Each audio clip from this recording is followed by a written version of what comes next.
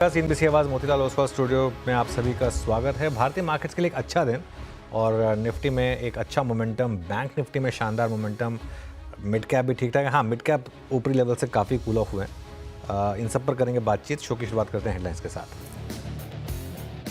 हफ्ते के पहले कारोबारी दिन बाजार में तेजी का मूड, निफ्टी 22,500 के पार। निफ्टी के मुकाबले बैंक निफ्टी का लगातार तीसरे दिन आउट परफॉर्मेंस, 300 पॉइंट से ज़्यादा ऊपर। मिड कैप और स्मॉल कैप में भी रौनक। फाइनेंशियल सेक्टर में आज सबसे अच्छी रौनक, बजाज ट्विंस में करीब 2 से 3% का इजाफा। वहीं आईसीआईसीआई बैंक में भी तेजी कायम, एक्सिस भी करीब 2% ऊपर। इधर सोने के तेजी से मुथूट फाइनेंस करीब 4% चढ़कर बना वायदा का टॉप गेनर। यूएस में मंदी की आशंका से आईटी शेयरों में दबाव जारी। सिटी ग्रुप के खर्चे में कटौती के प्लान से एलटीआई माइंट्री 5% लुढ़क कर बना एफ&ओ का टॉप लूजर। एलटीआई माइंट्री के टॉप 2 क्लाइंट में शामिल है सिटी ग्रुप। फार्मा इंडेक्स आज है निफ्टी का टॉप गेनर। इनवर्स सॉफ्टवेयर से प्लसन फार्मा 3% तक चढ़े। वहीं यूएसएफडी से क्लीन चिट मिलने से ज़ेरस लाइफ और एल्केम लैब्स में भी एक्शन कायम। इंश्योरेंस शेयरों में आज एक्शन, एसबीआई लाइफ 3% ऊपर, आईसीआईसीआई लॉम्बार्ड और प्रू में भी 2% तक की तेजी। ओला इलेक्ट्रिक की सब्सिडी पर डिफॉल्ट का केस होने से शेयर में करीब 5% तक की गिरावट। इधर आईपीओ लॉक इन पीरियड खत्म होने के बाद मोबीक्विक का शेयर लगभग 10% टूटकर पहुंचा अब तक के सबसे निचले स्तरों पर। चलिए फिर शो की शुरुआत करते हैं। वीरू शेयर में रहेंगे आपके साथ अगले 1.5 घंटे। मार्केट वापस कोशिश कर रहा है, हालांकि डे हाई पर तो नहीं है अभी, लेकिन अगर आप टेक्निकली इस मार्केट को देखें तो हम एक रेंज में फंसे हैं। जी हाँ, हम ग्रीन में ज़रूर हैं, लेकिन कंसिडरिंग सुबह भले उस फ्लैट स्टार्ट को आप एक बार के लिए इग्नोर करना चाहें, पहले 5 मिनट में ही हम 22,570 पर थे। एक तरीके से हम रेंज में हैं और वापस एक रिस्क रहेगा कि अगर आज का हाई क्रॉस नहीं हुआ, वही 20 डे मार्क के पॉज का, हॉल्ट का, जो मर्जी कहें आप, क्योंकि आप 20 डे मार्क ध्यान रखिएगा 22,600 पर है, तो आज का हाई 22,577। तो यहाँ पर क्लियरली 20 डे मार्क पर एक बड़ी रेजिस्टेंस है। लो देखिए आप आज भी 22,353, थर्सडे के लो से थोड़ा नीचे, लेकिन इंटरेस्टिंग पीस ये होगा कि ये थोड़ा सा इस 22,350 का जो सपोर्ट है उसको होल्ड कर रहा है। बैंक निफ्टी में आउट परफॉर्मेंस है। सुबह हमारी बात हुई थी कि शायद बैंक निफ्टी मार्केट के चार्ज को लीड करे, और बैंक निफ्टी का चार्ट भी रिलेटिवली ज़्यादा स्मूदर है। मिड कैप और स्मॉल कैप में इनफैक्ट जब मैंने भेजा था तब, अब इस लाइन को हटा दीजिए क्योंकि अच्छा वो फिर आई थिंक वो हमारे ओपनिंग पेज में कुछ दिक्कत थी। फिर मिड कैप इंडेक्स एक्चुअली ऊपर है, मिड कैप इंडेक्स करीब 0.8% ऊपर है। वो ओपनिंग पेज में थोड़ी दिक्कत थी, इसका मतलब 0.8% ऊपर। एडवांस डिक्लाइन भी ठीक ठाक ही है। तो कुल मिलाकर अब तक ठीक ठाक ट्रेडिंग सेशन है। देखते हैं आखिरी का 1.5 घंटा कैसे रहता है। शेयर और वीरू को वेलकम करते हैं शो में। Good afternoon. Good afternoon sir. बिल्कुल, आखिरी का 1.5 घंटा कैसे रहेगा वो तो देखने वाली बात होगी, लेकिन हफ्ते का पहला कारोबारी सत्र और आप देखें निफ्टी और बैंक निफ्टी दोनों ही ग्रीन ट्रेड कर रहे हैं। निचले स्तरों से भी रिकवरी आई, डे हाई के आसपास तो नहीं, लेकिन उसी के आसपास जाने की कोशिश है। सवाल ये कि इस तेज़ी को आप कैसे देख रहे हैं? एक कंसोलिडेशन फेज देखने को मिल रहा है, वो कब पार करता हुआ नजर आएगा? साथ ही अब ऐसे मूड मॉल में ट्रेडर्स और इन्वेस्टर्स क्या करें? हाँ, शायद देखिए क्या होता है ना, रेंज के बीच में ना फंसने वाली जगह होती है। मार्केट में एक रेंज है 22,350 से लेकर 22,600। आज मार्केट ने आपको एक मौका दे दिया अच्छा, गिफ्ट निफ्टी के मुकाबले कहाँ फ्लैट खुला मार्केट, वहाँ पर मौका दे दिया, वहाँ पर एक बाइंग ट्रिगर हुई। लेकिन 22,600 के आसपास सेलिंग भी आ रही है और आई थिंक ये 2-3 दिन से काम हो रहा है। तो मार्केट में करना आपको यही है, सपोर्ट के पास खरीदना, रेजिस्टेंस के पास बेचना है। तो ये करना बहुत टफ होता है, लेकिन स्ट्रैटेजी तो यही है मार्केट में कि जितना आप सपोर्ट के पास खरीदें, जितना आप रेजिस्टेंस के पास बेचें। बेसिकली इस मार्केट में आपको वही करना है। और अगर एक बार 22,600 आपने क्रॉस किया, वैसे अभी बेस केस नहीं है मेरा, लेकिन अगर आपने 22,600 क्रॉस किया तो 22,750 से 22,800 जहाँ पर वो दीवार है मार्केट की सबसे बड़ी, वो टेस्ट हो सकती है। और अगर 22,350 टूटा, अगेन अभी तक बेस केस नहीं है, 22,350 टूटा तो फिर आपका 22,000, 22,200 भी टेस्ट हो सकता है। तो आप एक तरीके से रेंज में फंसे हैं। और एक चीज़ इस मार्केट में अब हम सब ना एक व्यू बना सकते हैं, हम एक सब होप कर सकते हैं इवेंचुअली, लेकिन जो मार्केट को करना है ना वो मार्केट को करना है, क्योंकि अब ये सब एक कहानियाँ हैं, नैरेटिव है कि अब एफआई की बाइंग आएगी, अब एफआई की बाइंग आएगी। पहले भी कई बार ऐसा हुआ है लेकिन हुआ नहीं इवेंचुअली। लेकिन जो चीज़ मुझे अच्छी लग रही है वो बैंक निफ्टी। देखिए बैंक निफ्टी अब एक 10 और 20 डेमा के जोन में आ गया है। ये 48,400 टू 48,600, अगेन इस जोन में नहीं फंसना है आपको, लेकिन 48,400 टू 48,600 ये सबसे इंपॉर्टेंट रेजिस्टेंस है, क्योंकि 10 और 20 डे एक्सपोनेंशियल मूविंग एवरेज यहाँ पर प्लेस्ड है। अगर आपने 48,600 निकाला तो 49,000 तक का टेस्ट होगा, और लोअर लेवल पर अब एक चीज़ एस्टैब्लिश हो गई है, 47,800 टू 48,000 ये अभी नहीं तोड़ने के मोड में बैंक निफ्टी। ये एक बहुत बड़ा सपोर्ट है बैंक निफ्टी का, ये लगातार इसको डिफेंड किया बैंक निफ्टी ने, इसको अब आप मान सकते हैं एक किस्म की लक्ष्मण रेखा। और फाइनेंशियल्स में अगर आप सिर्फ बैंक्स को छोड़ भी दें, अगर आप फाइनेंशियल सर्विसेज इंडेक्स देखें, अगर आप बाकी के फाइनेंशियल शेयर्स देखें, वहाँ पर अच्छी खासी तेज़ी है, तो थोड़ा सा अच्छा आपको पॉजिटिव व्यू दिखाएगा। वीरू के पास चलते हैं। Veeru, good afternoon. Stock specific action कैसा? गुड आफ्टरनून अनुज। स्टॉक स्पेसिफिक एक्शन अच्छा है, बहुत एग्रेसिव नहीं है मैं कहूँगा, मतलब इन टर्म्स ऑफ ओआईडिशंस, पोर्ट्राइटिस का कन्विक्शन, कॉलराइटिस का बैकफुट पे आना। मैं 3 स्टॉक्स रखूँगा। देखिए अनुज, एमसीएक्स पे सुबह से बात काफ़ी हुई है, 4% ऊपर है। एक तो अगर मैं कुछ देर के लिए वीकली पे जाऊं, ये स्टॉक एक 5,000 के बड़े ही क्रिटिकल जोन को पार करने की तैयारी करता हुआ, इंटरेस्टिंगली एग्जैक्टली एट 51 था, ये 5,050 के आसपास इसका 50 वीक एक्सपोनेंशियल मूविंग एवरेज भी है, जिसको ये रीगेन करने की कोशिश कर रहा है। आज का इंटरडे हाई रहा 20 डे में, स्पेशली कंसिडरिंग द फैक्ट कि गोल्ड प्राइसेस काफ़ी फर्म है, एमसीएक्स पे ऑप्शन एक्टिविटी काफ़ी इस वक्त स्ट्रॉन्ग चल रही है, both in gold and silver. MCX को मैं कंसिडर करना चाहूँगा। आज ये अपने सिंकिंग जोन से बाहर निकला, हाई लगाया 20 डे में, और वीकली चार्ट्स पे एक एवरेज को रीगेन करने की कोशिश कर रहा है एमसीएक्स। दूसरा है यूपीएल। यूपीएल में आज आप सुबह देखिए सेक्टर में, इसी सेक्टर में आज एसआरएफ ने एक ऑल टाइम हाई क्रिएट कर दिया। अब यूपीएल को अगर आप चार्टिकली देखें तो यूपीएल ने आज एक अपने बड़े एवरेज से आज का लो, गुरुवार का लो, और साथ ही साथ बुधवार का लो, मंगलवार का लो एग्जैक्टली एक ही था, well defined 50 day exponential moving average. वहां से एक पुल बैक लिया, 4 लाख शेयर का एडिशन, इंट्राडे में 1020 को रीगेन किया। यानी अगर इस केमिकल बास्केट में जो सेकंड टफ चैलेंज दे रहा है वो है यूपीएल। और तीसरा स्टॉक में रखना चाहूँगा, that's I think Chambal, 3.5% up है अनुज, और ये ऑलमोस्ट अपनी जून 2024 से लेकर अब तक की चैनल को on the higher side bisect कर रहा है। कॉल राइटर्स बैकफुट पे हैं, short holders in futures backfoot पे हैं, 2.5% ओआई शेड हुआ, और डे हाई पर, ऑल टाइम हाई पर। तो 3 स्टॉक्स पे पिक कर रहा हूँ अनुज। पर अनुज एक चीज़ है, आज निफ्टी आईटी खोल के थोड़ा वीक हुआ, मेरे ख्याल से इस दौर की लोवेस्ट डिजिट कुछ हुआ, बट सिंक नहीं हो रहा है। बट अब अनुज इस प्राइस पे, क्योंकि ये निफ्टी के कंपैरिजन में, निफ्टी बैंक के कंपैरिजन में बहुत ही ज़्यादा पिटा है पिछले 2 हफ्तों में, क्या व्यू बन रहा है यहाँ पे, एक ट्रेडिंग व्यू और एक इन्वेस्टमेंट व्यू? बिल्कुल, आज का चार्ट तो बिल्कुल ऐसा लग रहा है जैसे आप कभी किसी पहाड़ों में लॉन्ग ड्राइव पे निकल जाएं तो वो दिखाई देता है ना, जिस तरीके से, बिल्कुल एकदम एक के बाद इसमें वो नहीं है रोज, इसमें क्या होता है ना, वो जब उतरते हैं तो वो हिल होल्ड कंट्रोल लगाते हैं ना, इसमें वो नहीं है। इसमें वो नहीं है, लेकिन चार्ट देखिए इसका निफ्टी आईटी का, मतलब क्या मतलब अतरंगी चार्ट है, मतलब पहली बार देख रहा हूँ मैं इस तरीके का चार्ट निफ्टी आईटी में।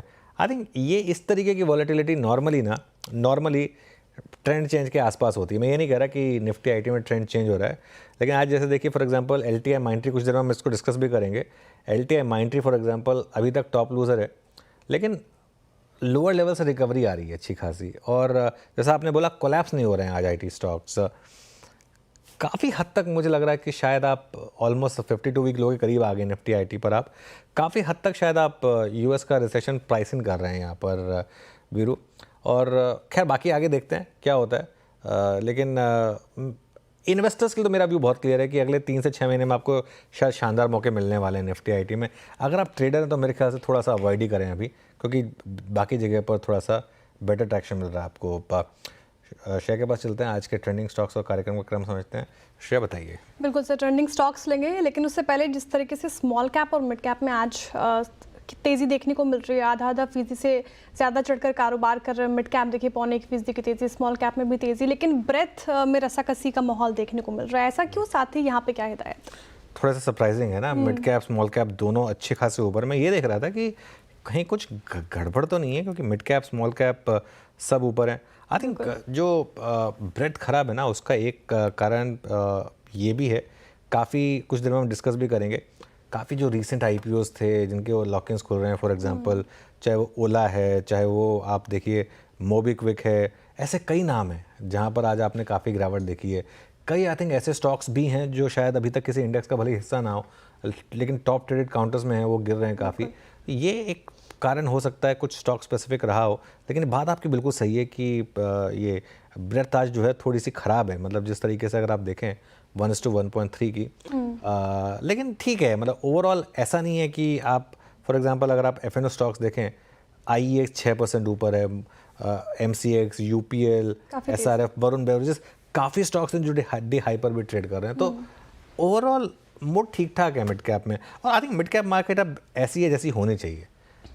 टेक्निकली मार्केट का काम ही यही है कि 1:1 के करीब का एडवांस डिक्लाइन हो और आपको स्टॉक चुनना आए, क्योंकि हर स्टॉक चलेगा तो फिर उसमें आपकी एक्सपर्टीज़ कहाँ पर है। तो उस हिसाब से बिल्कुल टिपिकल एक ऐसी मार्केट जो होनी चाहिए, थोड़ी टफ हो मार्केट, स्टॉक सिलेक्शन का भी थोड़ा सा आपको बेनिफिट मिलना चाहिए।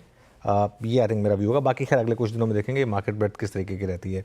टर्निंग काउंटर्स की बात करते हैं। बिल्कुल, टर्निंग काउंटर्स की बात करते हैं, और जिस तरीके से तेज़ी आज मार्केट में देखने को मिल रही है, तो शुरुआत चढ़ने वाले स्टॉक्स के साथ ही की होगी। आपकी स्क्रीन पर देखिए फार्मा पैक के स्टॉक्स आपको दिखेंगे। डॉक्टर रेड्डीज़ में अच्छी खासी तेज़ी, 3.5% से ज़्यादा चढ़कर कर रहे हैं कामकाज, और बजाज फिनसर्व जैसा वीरेंद्र जी भी मेंशन कर रहे थे, इन दोनों ही स्टॉक्स में तेज़ी देखने को मिल रही है, 3.5% ये तेज़। SBI लाइफ में खरीदारी 3.5%, और ट्रेंट भी देखिए आज टॉप गेनर्स में शामिल है 3% के उछाल के साथ। इनफैक्ट आप देखिए IEX 5.5% से ज़्यादा तेज़, मुथूट फिनेंस यहाँ पे 4.5% से ज़्यादा की खरीदारी देखने को मिल रही है। MCX पूरा कैपिटल मार्केट शेयर वाला स्टॉक्स में तेज़ी देखने को मिलेगी, 3.5% ये तेज़ हुआ। हुडको में भी आज खरीदारी 3.25% से ज़्यादा की देखने को मिल रही है। लेकिन कुछ ऐसे काउंटर्स जहाँ पर डेंट ज़्यादा पड़ता नजर आया है, IT स्टॉक से कुछ IT स्टॉक्स दिखेंगे आपको। विप्रो देखिए 1.5% से ज़्यादा गिर गया, हीरो मोटोकॉर्प लुढ़क गया 1%, ब्रिटानिया में आज मुनाफा वसूली देखने को मिल रही है 1.5% से ज़्यादा, BPCL गिरावट का शिकार हुआ 1% से ज़्यादा। कुछ और ऐसे स्टॉक्स जहाँ पर गिरावट हावी बनती हुई नजर आई, ट्यूब इन्वेस्टमेंट देखिए 3% से ज़्यादा लुढ़का, LTI माइंट्री क्यों टूट रहा है इस पर भी और चर्चा करेंगे, 2.5%, इनफैक्ट 3.25% लुढ़क गया। AU स्मॉल फाइनेंस बैंक में मुनाफा वसूली 2.5%, और प्रेस्टीज स्टेट्स भी 1.5% गिर कर रहा है कामकाज। चलिए अब कार्यक्रम में आगे बढ़ते हैं और पैनल से आपको मिलवाते हैं। फंडामेंटल राय देने के लिए हमारे साथ SMIFS के शरद अवस्थी जी जुड़े हुए हैं, टेक्निकल कॉल्स लेंगे हम प्रकाश गाबा, मानस जायसवाल, राजेश सातपुते, राजेश पालविया, प्रशांत सावंत और शिल्पा राउत से। 2:15 पर आशीष बताएंगे LTI माइंट्री में गिरावट क्यों है आखिर। 2:20 पर हॉर्माज बताएंगे किन कंपनियों का लॉक इन पीरियड खत्म होगा आज। 2:25 पर कंचन बताएंगे आपको मुंबई क्विक क्यों बना है आज एक्सीडेंट ऑफ द डे। साथ ही 2:30 पर सुदर्शन बताएंगे ओला इलेक्ट्रिक क्यों हुआ है क्रैश। 2:35 पर दीपाली बताएंगे मारुति और टाटा मोटर्स फोकस में क्यों है आज। 2:45 पर मैं बताऊंगी आपको केबल और वायर कंपनियों पर ब्रोकरेज की रिपोर्ट क्या आई है। 2:50 पर मार्केट बिग वॉइस में हमारे साथ होंगे DR चौकसी फिनसर्व के MD देवेंद्र चौकसी जी, और 3:10 पर अनुज जी से लेंगे कल के लिए स्ट्रैटेजी। साथ ही 3:15 पर लेंगे BTST STVT कॉल्स। ओके, चलिए हमारा पैनल तैयार है और अब हम ट्रेड्स की शुरुआत करेंगे। गुड आफ्टरनून आप सभी को। गाबा सर बताइए क्या रहेगी इस समय की ट्रेड। Good afternoon. इस समय मुझे लगता है कि स्टॉक पर ध्यान देना चाहिए ICICI जनरल इंश्योरेंस। अब ट्रेड करें 1728 के आसपास, स्टॉप होना चाहिए 1720 का, सिर्फ 8 रुपया। अपसाइड टारगेट 1750 के। कंसोलिडेशन हुआ 5-6 दिन का, उसके बाद एक ब्रेकआउट बना है ICICI general insurance. Okay, ICICI GI 1728 पर एक बाय कॉल है, प्लीज इसका OI भी रखिएगा। आई मीन क्या स्ट्रॉन्ग मूव है, I mean in terms of percentage 3% ऊपर है। आज फर्स्ट टेक से ही है, इंश्योरेंस स्पेस में बैंक नजर आ रही थी 1728 पे बाय कॉल है। OI भी देखिएगा जरूर प्लीज इसका एक बार। शिल्पा जी गुड आफ्टरनून, आपका ट्रेड मैम इस वक्त का। जी बिल्कुल वीरेंद्र जी, मेरा ध्यान बजाज फिनसर्व पे ही है। बहुत strong net longs OI addition है यहाँ पे रफली 11%। तो यहाँ पे मुझे लगता है कि BTST भी एक बहुत ही स्ट्रॉन्ग काउंटर है। 1-2 दिन के लिए मूव अच्छा होना चाहिए। 1920 से लेकर 1940 इसके टारगेट्स होने चाहिए। फ्यूचर में स्टॉप लॉस आप 1840 का रखिए। किसको ऑप्शंस के थ्रू ट्रेड लेना है तो 1900 का कॉल ऑप्शन जो रफली 21 रुपए में ट्रेड कर रहा है, आप इसमें भी पार्टिसिपेट कर सकते हैं। स्टॉप लॉस 17 रुपए का रखिए। लुक फॉर टारगेट्स ऑफ 29 से लेकर 35। और ये सेम कॉल हमने आज प्रभुदास लीलाधर में क्लाइंट्स को भी रेकमेंड किया हुआ है। बिल्कुल, बजाज फिनसर्व में अच्छी खासी तेजी आज के सत्र में। बाई साइड की ट्रेड शिल्पा जी की तरफ से आती हुई। राजेश सातपुते जी वेरी गुड आफ्टरनून, आप बताइए आपने क्या पिक किया आज के सत्र के लिए। Good afternoon Shreya and good afternoon everyone. Shreya देखिए, एक मोमेंटम प्ले रहेगा, वो रहेगा एक्सिस बैंक पे। 1035 के आसपास चल रहा है, तो 1025 का स्टॉप लॉस रखे, सिर्फ 10 पॉइंट का स्टॉप लॉस रहेगा और सामने इसका टारगेट सेट करे करीबन 1055 से लेके 1060 का। तो एक स्विंग ट्रेड मैंने एक्सिस बैंक पे देखा है। एक्सिस बैंक में एक स्विंग ट्रेड रहेगी राजेश सतपुते जी की तरफ से। प्रशांत सावंत जी भी हमारे साथ शो में। Prashant ji good afternoon. प्रशांत जी बताइए क्या रहेगी आपकी ट्रेड? जी Anuj ji, very good afternoon the panel. तो यहाँ पे मुझे कमिंस इंडिया काफी अच्छा लग रहा है। एक 20 दिनों की एवरेज के ब्रेकआउट के बाद वहां पे सपोर्ट लिया हुआ है और रेंज में कंसोलिडेशन चल रहा है, तो मैं यहाँ से एक टेक ऑफ एक्सपेक्ट कर रहा हूँ। हालांकि इसके साथ एक 45 डिग्री ट्रेंड लाइन का भी सपोर्ट है, तो मेरा करीबन 2860-55 के बीच ट्रेड कर रहा है। जो मेरा स्टॉप लॉस होगा वो होगा 2815, 2815। यहाँ से जो टारगेट में देख रहा हूँ वो होगा 2960, 2960 का। ये प्रशांत जी, पैटर्न में आप एंगल भी देखते हैं क्या? मतलब 45 डिग्री जी वीरू क्या जी था ये, समझाएंगे मैं? जी वीरू जी, नॉर्मली टेक्निकल में 45 डिग्री ट्रेंड लाइन सबसे स्टेबल और स्टेडी मानी जाती है। थोड़ी स्टीप हो तो थोड़ी वीक हो जाती है, तो इसलिए 45 डिग्री हो तो कन्विक्शन बढ़ जाता है। अब चलते हैं राजेश सतपुते जी के पास, उनका ट्रेड पिक करने के लिए। अच्छा मानस पे, माफ कीजिएगा, मानस जी गुड आफ्टरनून। आपका ट्रेड क्या है इस वक्त का? गुड आफ्टरनून वीरेन जी। तो देखिए, यूपीएल पे खरीदारी करने की राय रहेगी। 3-4 दिनों से हम देख रहे हैं कि यूपीएल 50 डे मूविंग एवरेज पे सपोर्ट ले रहा है। आज स्टॉक ने वापस 10 और 20 डे मूविंग एवरेज को रिगेन किया, वॉल्यूम बेहतर देखने को मिल रहे हैं। तो आई थिंक जो कनेक्शन है वो कंप्लीट हुआ है, इसलिए यूपीएल में खरीदारी करने की राय रहेगी। 614 रुपए के स्टॉप लॉस से खरीदारी करनी चाहिए यूपीएल में, और 645 रुपए के टारगेट सेट करने चाहिए। ये कैश लेवल्स हैं। अगर चाहे तो कॉल ऑप्शन ले सकते हैं। 630 का कॉल ऑप्शन 11-12 रुपए के आसपास ट्रेड हो रहा है, तो वहां पर खरीदारी करिए। 7 रुपए का स्टॉप लॉस लगाइए और 22 रुपए के टारगेट सेट करिए 630 के कॉल ऑप्शन में। चलिए अब शरद अवस्थी जी के पास चलते हैं और उनसे बात करते हैं किसी एक फंडामेंटल आइडिया के ऊपर। शरद जी गुड आफ्टरनून, बताइए क्या है आपकी पसंद? गुड आफ्टरनून जी। हमारी आज की पसंद है कोल इंडिया लिमिटेड। महारत्न कंपनी है, 7% जैसी डिविडेंड यील्ड है। कंपनी के लॉन्ग टर्म टारगेट्स जो ट्रांसपोर्ट वगैरह में मॉडिफिकेशन करने के हैं, लगातार उसका फायदा अगले 3-4 सालों में मिलना चाहिए। और इसके अलावा लगातार कंपनी जो ग्रोथ भी टारगेट कर रही है, अगले साल भी लगभग 15% के आसपास की ग्रोथ, 15 से 20% की कंपनी टारगेट कर रही है टोटल माइनिंग में। हालांकि हो सकता है प्राइस में नरमी की वजह से जो ईपीएस है वो लगभग स्टेबल सी रहे, 58-60 रुपए के आसपास। लेकिन हमें लगता है जो लॉन्ग टर्म स्ट्रैटेजी है डाइवर्सिफिकेशन में, चाहे रिन्यूएबल एनर्जी में हो, चाहे कोल में और ज्यादा इंप्रूवमेंट की, प्लस कोल वॉशरीज वगैरह में जो लगातार कंपनी सालाना 13,500-14 हजार करोड़ के आसपास का कैपेक्स कर रही है, तो हमें लगता है उसका फायदा आने वाले समय में लगातार उनको मिलते रहना चाहिए। और प्लस जो पैरेलल बिजनेसेस में वो एंट्री कर रहे हैं, न्यू एनर्जी बिजनेसेस में, उसका भी फायदा लॉन्ग टर्म में मिलना चाहिए। तो कुल मिला के हमें लगता है नंबर्स अगले 1 साल तो लगभग स्टेडी जैसे रहने चाहिए। तो अगले साल कंपनी 60 रुपए के आसपास की अर्निंग्स आसानी से रिपोर्ट कर देगी। बड़ी कंपनी है, 9 से 10 का मल्टीपल मिलना बहुत मुश्किल नहीं होना चाहिए। तो 550-575 रुपए के लक्ष्य के हिसाब से कोल इंडिया लिमिटेड। ओके, कोल इंडिया आपका 385 पे पसंदीदा स्टॉक है। याद रखिएगा, ये डे प्रोस्पेक्टिव नहीं है, ये नज़रिया थोड़ा सा आपको लंबा रखना पड़ेगा, समय देना पड़ेगा। कॉल्स बेशुमार था, अभी कोल इंडिया, प्रकाश का बसर ने ICICI पिक किया, मानस ने UPL पिक किया, राजेश सतपुते जी का एक्सिस बैंक था, बजाज फाइनेंस शिल्पा जी की कॉल थी, प्रशांत सावंत जी ने कमिंस इंडिया को पिक किया।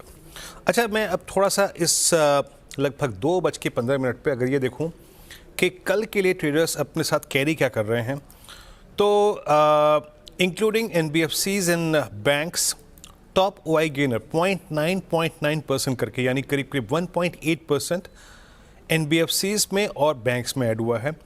उससे पहले टेक्सटाइल में भी है, इंफ्रा में भी है और इवन मेटल्स में भी आज OI एडिशन हुआ है। लेकिन मेरी बात करते करते इस वक्त अगर आप निफ्टी प्राइवेट बैंक इंडेक्स को देखें तो वो डे हाई पर आके ट्रेड कर रहा है। शानदार मूव यहाँ पर और करीब 24,215 पे 2 डे हाई के क्लस्टर में।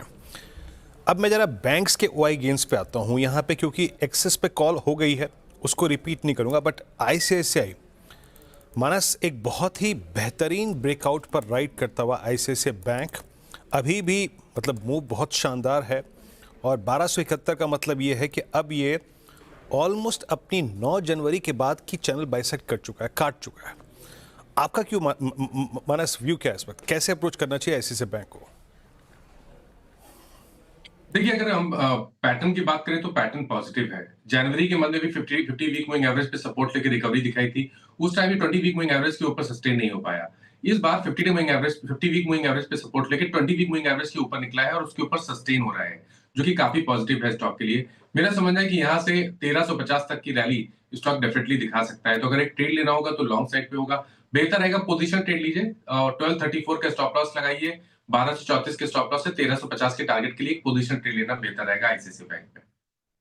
ओके अच्छा, मीनवाइल आईसीआईसीआई बैंक की बात हुई है तो एक बार आईसीआईसीआई बैंक देखा आपने, एक बार इंडसइंड बैंक देखिए जरा फॉर एग्जांपल नाउ। और मुझे जो सुबह लग रहा था कि रैली नहीं टिकेगी, आज बात भी हुई थी हमारी इस बारे में, और कहाँ खुला 700 के ऊपर 710 तक गया और वहाँ से फिर 682 पर आया। अब जरा निफ्टी का इंटरडे देखते हैं एक बार। निफ्टी वापस कोशिश कर रहा है शायद अपने इंटरडे हाइज की तरफ बढ़ने के लिए। 22,525 मतलब अब 50 पॉइंट के करीब दूर हैं हम उस इंटरडे हाई से। और एक बार जरा कंट्रीब्यूशन देखते हैं निफ्टी का, कहाँ पर किस तरीके का कंट्रीब्यूशन है।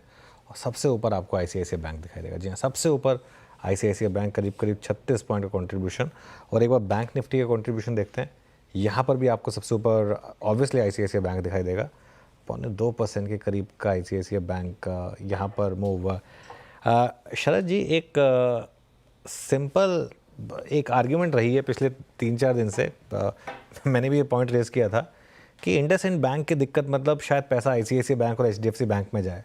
प्लस हमने देखा कि थोड़ा सा एफआई की सेलिंग भी थोड़ी सी कम पड़ी। क्या पॉसिबिलिटी बन रही है कि ये आईसीआईसीआई बैंक, एचडीएफसी बैंक थोड़ी मार्केट की नैया पार करा दें यहाँ से? बिल्कुल, मुझे लगता है पॉसिबिलिटी तो है, क्योंकि एक लार्ज कैप स्टॉक में जिस टाइप की वोलेटिलिटी इंडसइंड बैंक में हमने देखी है, वो थोड़ा तो अननर्व करेगी और इंस्टीट्यूशनल इन्वेस्टर्स ऑब्वियसली इस टाइप की स्टॉक को अवॉइड करना चाहेंगे। और ऑलरेडी एमएफ्स की काफी बड़ी इन्वेस्टमेंट थी, तो मुझे लगता है वहां से थोड़ा सा तो आउटगो होना चाहिए। और ऑब्वियसली उसका अगर फायदा उठाना है तो मेरे हिसाब से वैल्यूएशन कंफर्ट के हिसाब से एचडीएफसी बैंक शायद बेटर प्लेस्ड होगा आईसीआईसीआई से। बट आईसीआईसीआई में भी यहाँ से भी अगर फॉरवर्ड पे 3 टाइम भी ट्रेड करता है तो मेरे हिसाब से शायद 200 सवा 200 रुपए की और अपसाइड बनती है। तो 1 साल फॉरवर्ड के हिसाब से ठीक ठाक रिटर्न है और मुझे लगता है, बट मेरी प्रेफर्ड चॉइस इन वैल्यूएशंस पे भी एचडीएफसी बैंक की होगी। बट ये दोनों स्टॉक्स में मुझे लगता है हाँ बिल्कुल इंडसइंड बैंक से जो एक्सोडस होगा उसका कुछ पोर्शन जा सकता है। कोटक एक थर्ड पॉसिबल बेनिफिशियरी हो सकता है इस डेवलपमेंट का।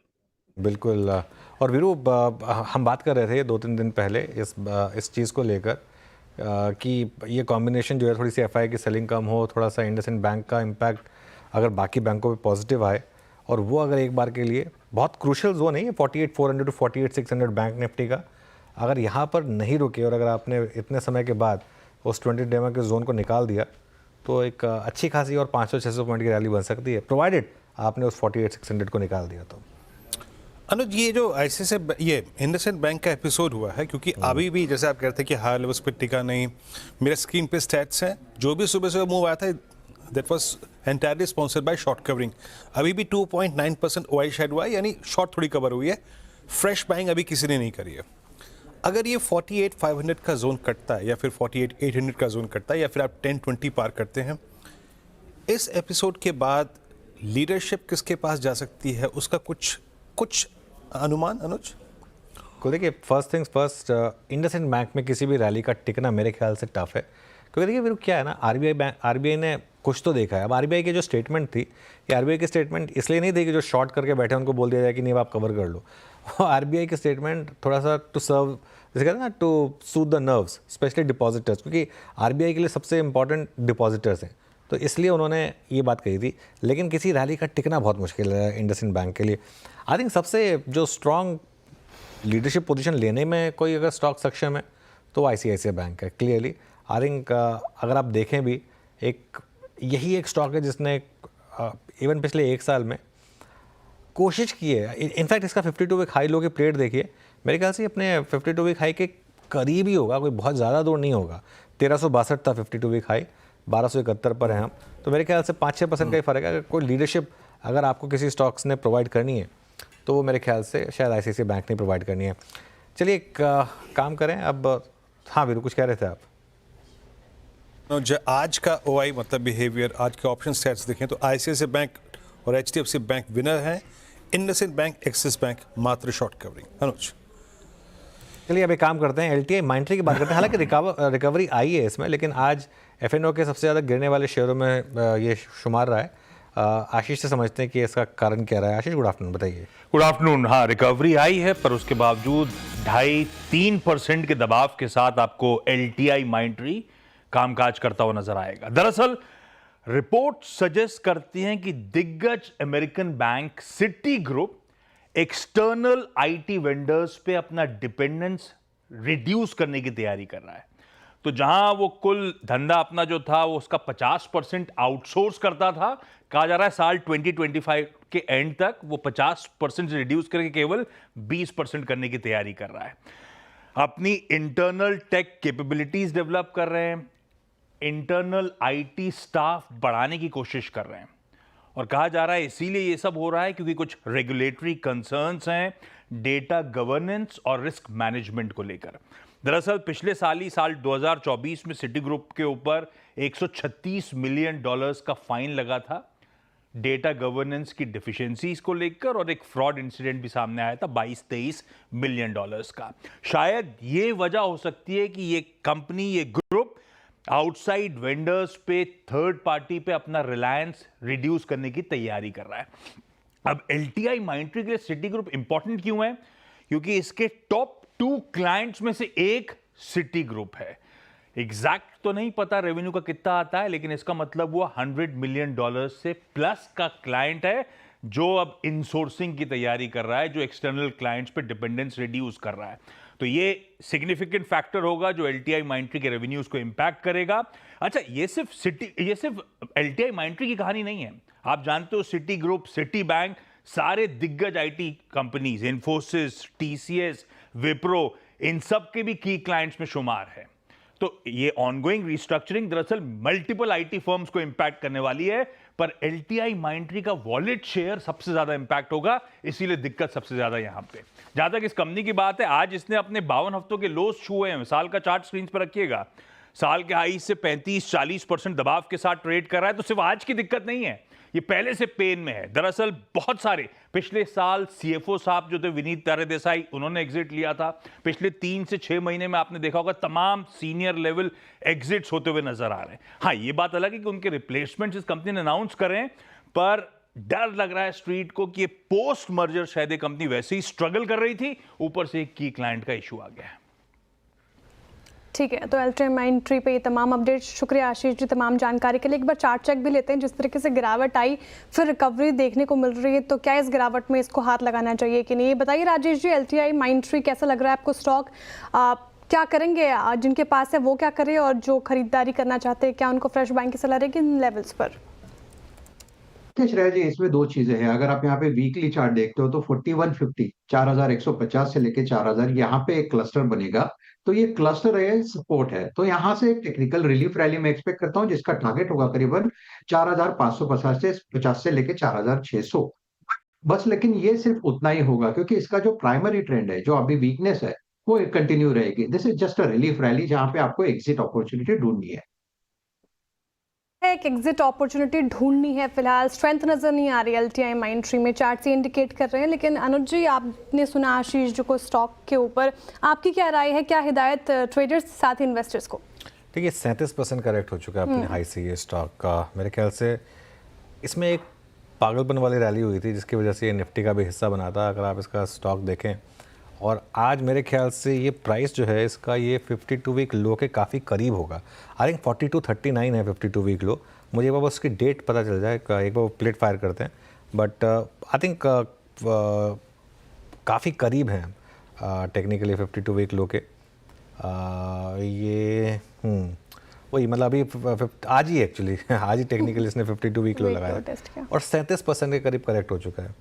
देखिए मैं एक चीज़ कहूँगा, अच्छे स्टॉक्स अगर आप लॉन्ग टर्म में बाय करना चाहते हैं तो यही मौके होते हैं। अभी क्या है, क्योंकि आईटी का सेंटीमेंट ख़राब है, डोनाल्ड ट्रंप का इतना सब कुछ स्टेटमेंट वगैरह आ रहा है, क्या ये स्टॉक इतना ख़राब है कि 37% गिरना चाहिए? चला काफ़ी था ऑब्वियसली, अभी आईटी में एक बेयर मार्केट है तो इस वजह से ये गिर रहा है, अब इंडेक्स का भी हिस्सा नहीं है। मेरे ख्याल से अभी कुछ जोन में है जहाँ पर आप अगर एक लॉन्ग टर्म इन्वेस्टर हैं तो आप एसआईपी के बारे में सोच सकते हैं, purely as a long term investor.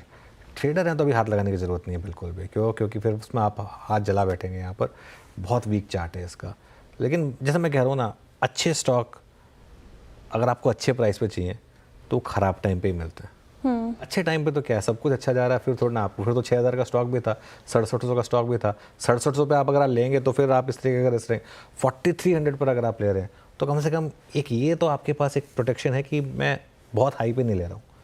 अब क्या ये स्टॉक एक बार के लिए 3800 नहीं आ सकता? आ सकता है, पर आप हु नोस क्या, लेकिन वापस 6700 जाएगा, चांसेस हैं कि जाएगा, क्योंकि एक अच्छा ग्रुप की कंपनी है, लार्सन एंड ट्यूब्रो ग्रुप की कंपनी है, अच्छे सेक्टर की कंपनी है।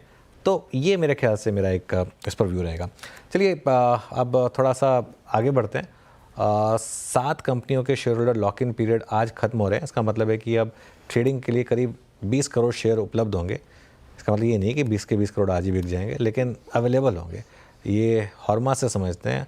हॉर्मास ने इसके ऊपर ब्लॉग भी लिखा है। हॉर्मास, गुड आफ्टरनून, बताइए कौन कौन सी कंपनियां हैं ये? Good afternoon Manoj. और काफ़ी सारे इन शेयरों में आज एक्शन भी देखने मिल रहा है हमें, और 20 करोड़ शेयर जैसे आप कह रहे थे 7 कंपनियों के हैं जिन पर नज़र रखने की ज़रूरत है, जिनमें एक विशाल मेगा मार्ट है, मोबी क्विक है, Ajax engineering, Sai life sciences और भी काफ़ी शेयर्स हैं। मगर ये जो 19 करोड़ शेयर, 19.5 करोड़ शेयर जिनकी हम बात कर रहे हैं, उसमें से जो एक लायंस शेयर है वो विशाल मेगा मार्ट का ही है, जिसमें से लगभग 15.5 करोड़ शेयर उसी के है। 3% आउटस्टैंडिंग इक्विटी विशाल मेगा मार्ट की है जो आज ट्रेडिंग के लिए एलिजिबल हुई। जैसे आपने कहा, सारे के सारे शेयर आज नहीं बिकेंगे, वो सिर्फ ट्रेडिंग के लिए एलिजिबल हो जाते हैं। और विशाल मेगा मार्ट हाल फिलहाल की लिस्टिंग्स का एक कुछ चुनिंदा स्टॉक्स में से एक है जो अपनी आईपीओ प्राइस के अभी भी ऊपर चल रहा है।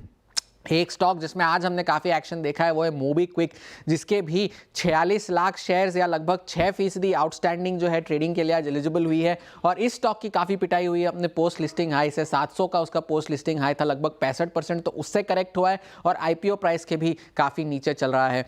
और एक और स्टॉक है अजैक्स इंजीनियरिंग, जो भी एक हाल फिलहाल की लिस्टिंग है जिसके लॉक इन खत्म हुए हैं, 30 लाख शेयर, 3% आउटस्टैंडिंग। ये भी एक ऐसा स्टॉक है जो आईपीओ प्राइस के नीचे चल रहा है। साई लाइफ साइंसेज एक और स्टॉक है जिसका लॉक इन पीरियड आज खत्म हुआ है, जो इस श्रेणी में आता है। 83 लाख शेयर जिसके आज ट्रेडिंग के लिए एलिजिबल हुए हैं, 4% आउटस्टैंडिंग इसकी भी आज ट्रेडिंग के लिए एलिजिबल हुई है। और ये भी लगभग अपने आईपीओ प्राइस से आसपास या उसके नीचे ही कामकाज कर रहा है। आगे अगर हम बढ़े देखें तो 3 और नाम इस श्रेणी में आते हैं जिनकी लॉक इन पीरियड्स आज खत्म हुए हैं, जिनमें से कुछ नाम ऐसे हैं जिसमें कल जिसका लॉक इन पीरियड खत्म हो रहा है वो है इंटरनेशनल जेमोलॉजिकल इंस्टीट्यूट। इसका लॉक इन कल खत्म हो रहा है। लगभग 2.5 करोड़ शेयर और 5% इक्विटी उसकी जो है उस पर नजर रखने की जरूरत है। इन्वेक्चरस नॉलेज सॉल्यूशंस एक ऐसा स्टॉक है, Jhunjhunwala family back, 42 lakh share, 2% outstanding, ये भी अपने लिस्टिंग प्राइस से काफ़ी नीचे चल रहा है।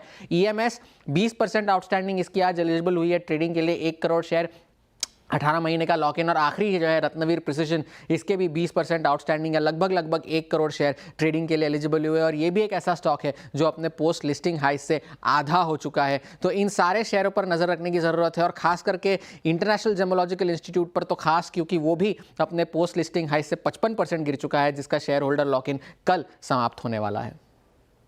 और बहुत शुक्रिया आपका इस पूरी बातचीत के लिए। तो वैसे ही बेचने वालों की जमात लगी हुई थी, बाकी 20 करोड़ और आ रहे हैं। अच्छा, इसमें से जरा विशाल मेगा मार्ट का आप लेके आइएगा एक बार, प्राइस और pattern post IPO post listing जरा प्लीज़ रखिएगा। शरद जी, आपका टेक क्या है? आई मीन यहाँ पे स्टिल आपका पैसा सिक्योर है, but the kind of supply we are anticipating, हम एक्सपेक्ट कर रहे हैं, जो आपका व्यू क्या है इस स्टॉक पे? और कुछ तो क्रैक ऐसे हुए कि पूछे मत, उस पर हम आएंगे एक करके, बट विशाल मेगा मार्ट पे आपका व्यू? देखिए, कुछ अट्रैक्टिव वे में वो अपनी ई कॉमर्स वाली स्पेस को बढ़ाने की बात कर रहे थे आईपीओ के दौरान। उसमें वो कितनी ट्रैक्शन ला पाते हैं, मेरे हिसाब से वो बहुत बड़ा मॉनिटरेबल होगा, जिसके बेसिस पे ये वैल्यूएशन सस्टेन होगी।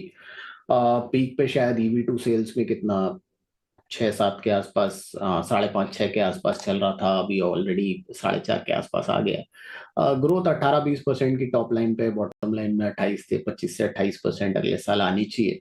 तो प्योरली पी वगैरह के टर्म्स पे तो महंगा है, बट EV2 सेल्स में मुझे लगता है कि एक प्रोबेबिलिटी है कि 5, 5.5, 6 तक, अगर जैसे जैसे ई कॉमर्स वाला जो वेंचर है उसको ये कितना ट्रैक्शन ला पाते हैं उसकी वजह से इनको मिले।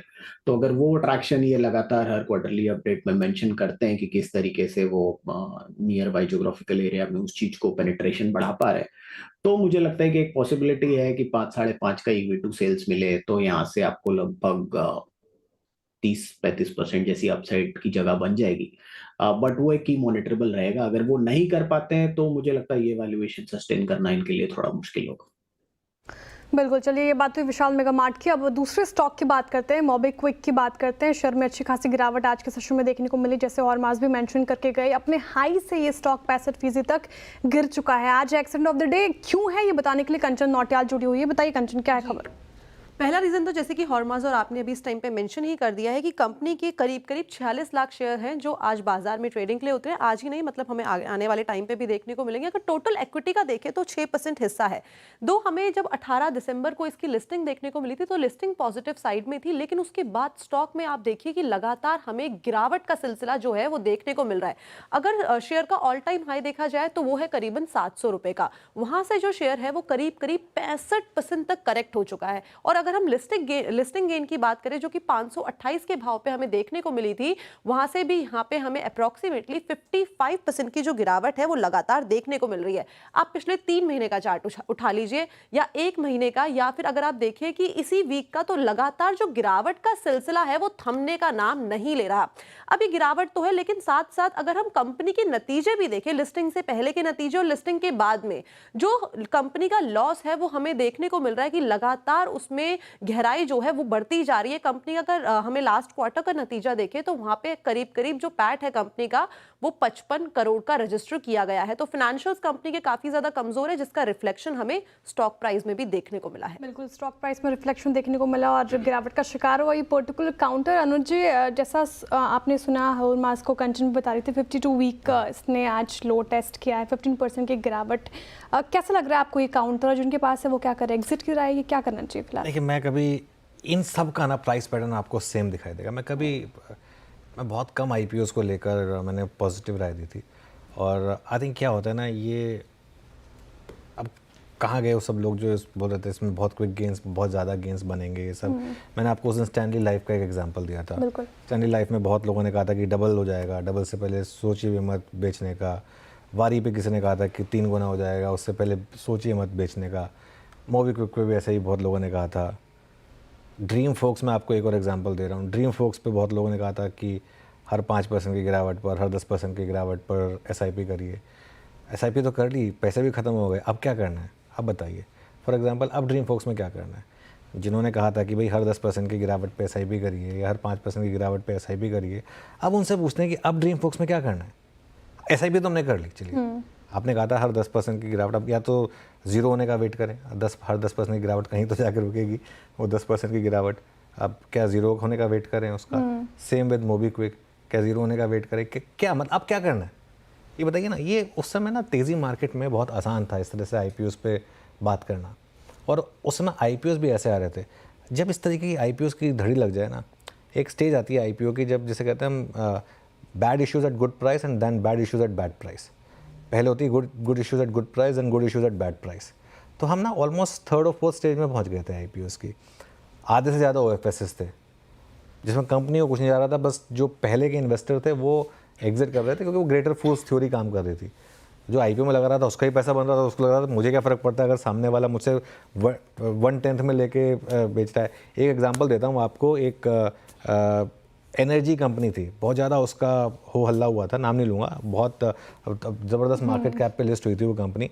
अगर आप उसकी प्री IPO प्लेसमेंट चेक करेंगे ना पिछले 2 साल की, और फिर अगर आप उसको कनेक्ट करेंगे कि क्यों कई चैनलों पर वो उसकी काफ़ी कवरेज हुई और उसको काफ़ी बढ़ा चढ़ा के बोला गया था, आपको समझ में आ जाएगा। आजकल तो कई लोग प्रोस्पेक्टस में भी लिखने लग गए, और बताता हूँ मैं आपको, प्रोस्पेक्टस में लिखने लग गए कि आपकी पॉजिटिव कवरेज कराएंगे हम। तो अब मैं क्या बोलूँ इसका, कंचन श्रेया सॉरी दोनों, आप दोनों ने इसमें काफ़ी रिसर्च में देखा ही है किस तरीके से स्टॉक्स नीचे गिर कर आए हैं। और इसमें ना मैं आपको दोनों को बोल रहा हूँ, अभी आपको और मौके मिलेंगे इसमें ऐसी रिसर्च करने के आगे जाते हुए। अभी तो सिर्फ ये 2 एग्जाम्पल 3 एग्जाम्पल अभी और लॉक इन खुलेंगे काफ़ी, और उसमें इसी तरीके से निकल कर आएगा सब में इसी तरीके की। अब अगले 6 महीने में 1 साल में IPO पे आपको यही कहानी दोहराने को मिलेगी, ये मैं आपको पहले बोल देता हूँ। एक और शायद अगला है जो सुदर्शन खड़े हैं, शायद वो भी उसी किसी इसके लिए खड़े हैं शायद। बिल्कुल, और बात करेंगे शायद ऑटो शेयर की, तो ऑटो शेयर आज बाजार के फोकस में है। और दूसरा जो स्टॉक मेंशन कर रहे हैं ओला इलेक्ट्रिक के लिए ख़राब खबर आई है और इसमें भी गिरावट थमने का नाम नहीं ले रही और 7% की गिरावट आज के सेशन में देखने गई। दूसरी तरफ मारुति और टाटा मोटर्स हैं जो फुल जोश में हैं, लेकिन पहले समझते हैं कारण ओला इलेक्ट्रिक में क्यों आज गिरावट आई है। सुदर्शन से बताइए, सुदर्शन जी क्या है खबर? तो सबसे पहले अगर जो आज की गिरावट की बात करें तो ओला इलेक्ट्रिक आज भी 7% डाउन है, और इस साल की बात करें तो 2025 में 45% का गिरावट देखने को मिला, और अपने रिकॉर्ड हाई से अगर जो देखेंगे तो इसमें 70% गिरावट देखने को मिला, और स्टॉक अभी 52 वीक लो पे है। इसके क्या कारण हैं? 2 अहम कारण हैं। अगर जो लास्ट कुछ एक महीने दर महीने अगर जो इसके सेल्स के नंबर्स देखेंगे तो ये बिलो एस्टिमेट्स रहा है, और कंपनी का मार्केट शेयर भी कम हो रहा है। लेकिन आज की गिरावट के कुछ अलग कारण हैं। इनकी एक रजिस्ट्रेशन एजेंसी है जो कि इनके ऑन बिहाफ में व्हीकल्स का रजिस्ट्रेशन करती है, उसका नाम है रोसमर्टा डिजिटल सर्विसेज। उसने एक पिटीशन फाइल किया NCLT बेंगलुरु में, और वो अलेज कर रही है कि ओला इलेक्ट्रिक ने पेमेंट पे डिफ़ॉल्ट किया है। अमाउंट सोर्सेज के अनुसार पता चलता है कि ये जो अमाउंट का रेंज है वो 18 से 20 करोड़ है, लेकिन ओला इलेक्ट्रिक ने बोला है कि वो बेसिकली वो डिस्प्यूट कर रही है और वो एडवाइस ले रही है लीगल टीम से कि आगे क्या किया जाए। अगर जो रिटेल डेटा की बात करें, जनवरी में इनका रिटेल डेटा, वाहन रिटेल डेटा की हम बात कर रहे हैं, वो 25% डाउन था। फरवरी में 75% डाउन था, लेकिन कंपनी ने बोला था कि फेब का सेल्स डाउन इसलिए था क्योंकि वो टर्म्स जो रजिस्ट्रेशन एजेंसी के साथ वो रीनेगोशिएट कर रहे थे, इसके कारण। और अभी तक मार्च में फर्स्ट 2 वीक्स, मार्च 1 टू मार्च 16 का जो रिटेल डेटा है वो आप देख रहे हैं अपने स्क्रीन पे 7,745 में। तो आगे देखने को होगा कि अगर जो कोई इम्प्रूवमेंट आता है, लेकिन अभी तक सिर्फ सेल्स ही नहीं, कंपनी को इवन रजिस्ट्रेशन एजेंसी की तरफ से भी धक्का मिल रहा है, इसके कारण आपको इसमें शार्प गिरावट देखने को मिल रहा है। सुदर्शन बहुत बहुत शुक्रिया आपका। ओला आज अपने अगर आप देखें पोस्ट लिस्टिंग जो उसका हाई था, मेरे ख्याल से 77 का इशू प्राइस था, 156 का इसका अगस्त का 2024 का ऑल टाइम हाई था, और it's 47 at all time low. But थोड़ा ऑटो पे रहते, सुदर्शन बहुत बहुत शुक्रिया आपका। ऑटो में रहते हैं और चलते हैं आपको कुछ देर के लिए लेकर उदयपुर, लेकिन बात जानने की कोशिश करेंगे ऑटो की ही। पहले दिवाली के बाद चलते हैं, और ये आज सुबह से मारुति और टाटा मोटर्स एक्शन में क्यों है जानेंगे, लेकिन दीपाली उदयपुर में क्यों है आप इस वक्त जरा बताएंगे, और कितनी ठंडी हवा चल रही है वहाँ पे इस वक्त? वेदर प्लेजेंट है अगर हवाओं की बात करें, लेकिन धूप काफ़ी कड़क है। तो पिछले 15 मिनटों में तो मेरा पसीना आना शुरू हो चुका है, तो मौसम तो ऐसा है। और बात करें क्यों मैं यहाँ पर हूँ, तो 2 बहुत ही इंपॉर्टेंट इवेंट्स की वजह से हूँ।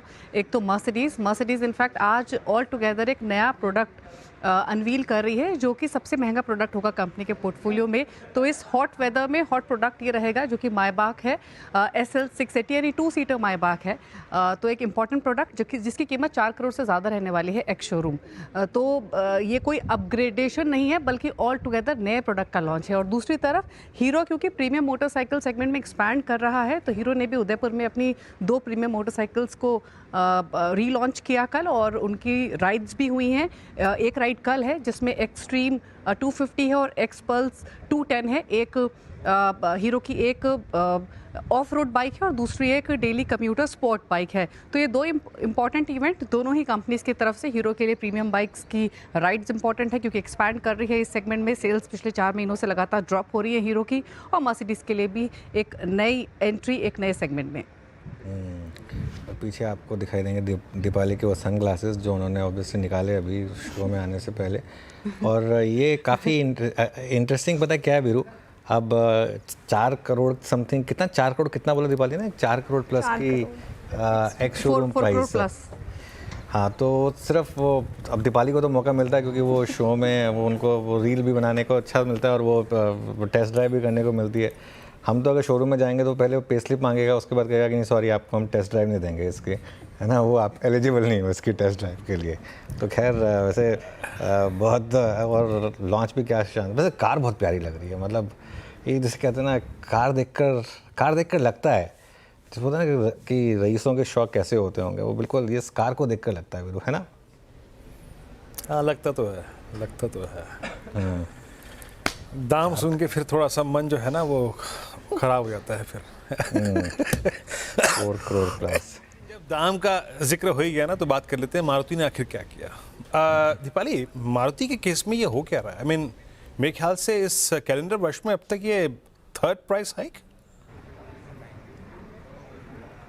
बिल्कुल थर्ड प्राइस हाइक। जो पहला प्राइस हाइक किया था मारुति ने वो दिसंबर में, जो कि ट्रेडिशनल प्राइस हाइक अनाउंसमेंट होता है सब कंपनीज की तरफ से, वो किया था 1 जनवरी से एप्लीकेबल हुआ था। 4% के आसपास का ये हाइक था। दूसरा हाइक कंपनी ने किया था जनवरी एंड में ही कुछ सेलेक्ट मॉडल्स पर, जो कि 1500 से 32,000 के आसपास था, जो कि 1 फेब से लागू हुआ था। और अब अगेन अपने प्रोडक्ट्स के प्राइस हाइक किए हैं और अभी भी अगेन 4% के आसपास का हाइक किया है।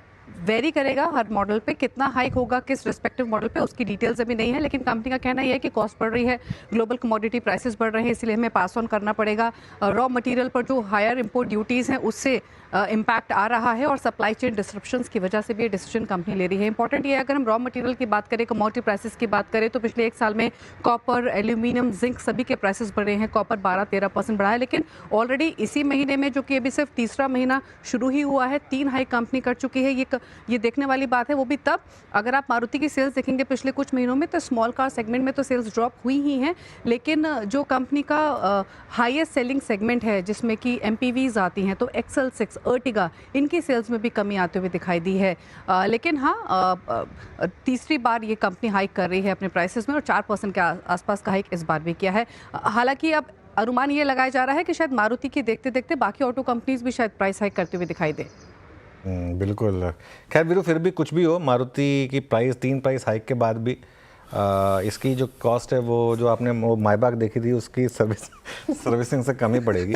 तो उसकी एक बार सर्विसिंग कराने जाएंगे, आई थिंक जब वो फ्री सर्विसिंग खत्म होगी तो। दीपाली बताइएगा जरूर, वैसे 4 करोड़ की गाड़ी लगती कैसी है उसकी, जब भी वो आपको टेस्ट ड्राइव करने को मिले और जब भी आपको रील बनाने को मिले, तो हम वेट करेंगे उसका कि आखिरकार लगती कैसी है। हाँ दीपाली, लेकिन इम्पॉर्टेंट ये है कि अनुज, इंडिया में रईसों की कमी नहीं है। आप बिलीव नहीं करेंगे, मर्सिडीज का जितना भी प्रीमियम यानी 1 करोड़ प्लस जितनी भी कार्स हैं वो सब सोल्ड आउट हो जाती हैं आते ही। मतलब जितनी भी यूनिट्स इंडिया के लिए अलॉट होती हैं सब फुल्ली सोल्ड आउट हो जाती हैं। आज ये शाम को अनवील होगा, तो चलाने का तो नहीं, बट हाँ देखने का और रील बनाने का मौका तो ज़रूर मिलेगा। वॉक अराउंड हम अपने व्यूअर्स के लिए लेकर भी आएंगे सोशल मीडिया और टीवी प्लेटफॉर्म्स के जरिए। बिल्कुल। वो खैर बाकी हम गाबा सर से पूछ लेंगे जब वो खरीदेंगे तो। ठीक है ना गाबा सर, ये जब भी आप खरीद रहे हो हमें बता दीजिएगा, हम आ जाएंगे एक टेस्ट ड्राइव लेने के लिए। मुझे एक इंसिडेंट याद है, बहुत साल पुराना। मैं अपने स्कूटर में था और मोहित मेरे साथ में था। मेरे पास में आके एक मरून कलर की शायद रोल्स रॉयस खड़ी थी। तो मैंने उससे पूछा, can I touch your car? तो उसने बोला, यस टच माय कार। तो मैंने टच किया कार। बाद में मैंने उससे पूछा, will you adopt my son? तो माय सन सेइंग, पापा व्हाट आर यू सेइंग? ये एक सपना है, ब्यूटीफुल, लवली कार, अमेजिंग। लेकिन ये इंसिडेंट था मेबी अराउंड 45 इयर्स बैक। नहीं, मुझे लगा आपने वो कार चूज के बाद फिर आपने किसी से एक दिन तक हाथ नहीं मिलाया होगा कि नहीं अभी ये थोड़ा सा महंगा हो गया हमारा। हाँ चलिए खैर, लेकिन कार बहुत शानदार लग रही है। और बिल्कुल देखिए, जिसके पास है पैसा जो अफोर्ड कर सकते हैं, why not at the end of the day. लेकिन शानदार। चलिए दीपाली, कुछ देर जैसा आपने कहा कि इस कार के बारे में थोड़ी और डिटेल्स जब वो अनवील होगी तब जानेंगे। फिलहाल थोड़ा कॉन्वर्सेशन को वापस मार्केट पर लेकर आते हैं एक बार ज़रा। निफ्टी फिर एक बार 22,500 के नीचे 22,488 पर इस समय आपको निफ्टी दिखाई देगा। और कुछ स्टॉक्स देखते हैं जहां पर इस समय थोड़े से मूव्स जो हैं वो नेगेटिव साइड पर आ रहे हैं। एक बार आप लेकर आइए ज़रा जियो फाइनेंस का शेयर। इनफैक्ट सिर्फ जियो फाइनेंस ही नहीं, इवन रिलायंस का शेयर देखिए आप। रिलायंस भी थोड़ा सा ऊपरी लेवल से हल्का हुआ, यही कारण है कि मार्केट जो है वो थोड़ा सा हायर लेवल से स्लिप हुआ है। चलिए 4 का चौका की शुरुआत कर लेते हैं। अगर हमारे पास सीक्वेंस रेडी हो तो ज़रा मुझे बता दीजिए। शिल्पा जी से सबसे पहले लेंगे सस्ता ऑप्शन ट्रेड, उसके बाद हम चलेंगे राजेश पालवी जी के पास एफएनओ सुपरस्टार के लिए, प्रशांत सावंत जी हैं हमारे साथ चार्ट का चमत्कार के लिए, और शरद अवस्थी जी हैं एक मिड कैप फंडा ट्रेड के लिए। तो चारों ट्रेड्स आपके लिए। शिल्पा जी बताइए सस्ता ऑप्शन ट्रेड। जी बिल्कुल अनुज जी, सस्ता ऑप्शन रहेगा एसबीआई लाइफ में। एसबीआई लाइफ मुझे लगता है 1480 से 1500 के लिए एक राउंड के लिए तैयार है। तो यहाँ पे 1440 का कॉल ऑप्शन जो रफली 21 रुपए 50 पैसे में ट्रेड कर रहा है, आप इसमें पार्टिसिपेट कीजिए। स्टॉप लॉस 16 रुपए का रखिए। पहला टारगेट रहेगा 28 का, इसके ऊपर सस्टेन होता है तो 33 से लेकर 36 इसके नेक्स्ट टारगेट्स आएंगे। ओके, SBI लाइफ पे इसकी 1440 की स्ट्राइक की कॉल ऑप्शन आपको 2185 पे लेनी है। अगला ट्रेड पिक करते हैं राजेश पालवी जी से। राजेश जी, आप क्या पिक करेंगे? तो वीरेन जी अगेन इंश्योरेंस स्पेस से ICICI लोम्बार्ड, ICICI GI पे बाय करने की सलाह है। ये स्टॉक में देखें तो एक करेक्शन के बाद स्टॉक ने अब फॉलिंग ट्रेंड लाइन का ब्रेकआउट यहाँ पे दिया है और स्टॉक 20 डे मूविंग एवरेज के ऊपर है। आज लॉन्ग बिल्टअप डेटा में बनते हुए दिखे तो हमें लग रहा है ICICI लोम्बार्ड यहाँ पे बाय किया जा सकता है। अपसाइड के टारगेट यहाँ पे 1760 1770 की तरफ आते हुए दिख सकते हैं। डाउन साइड में स्टॉप लॉस होना चाहिए करीब 1710 के आसपास। ठीक है राजेश पालवे जी और गाबर जी को दोनों को ही ICICI लोम्बार्ड पसंद है। यहाँ पे एक बाई साइड के रेट फिर से आते हुए अब चार्ट का चमत्कार के लिए चलते हैं प्रशांत सावंत के पास। बताइए प्रशांत जी, आपका चार्ट का चमत्कार। तो यहाँ पे अगर हम ITC के स्ट्रक्चर को देखें, यहाँ एक रेंज ब्रेकडाउन हुआ था करीबन 12 और 14 दिसंबर के बीच, जहाँ एक गैप परसिस्टेंट है, गैप बचा हुआ है। उसी गैप पे रिजेक्शन आया है, 200 दिनों के एवरेज को भी रिजेक्ट किया है। तो मैं ITC पे एक बिकवाली रेकमेंड करूंगा, शॉर्ट सेल करीबन 410 408 पे ट्रेड कर रहे हैं। आज के हाई के ऊपर यानी 417 पे स्टॉप लॉस रखेंगे। यहां से मेरा टारगेट होगा 390 390 का।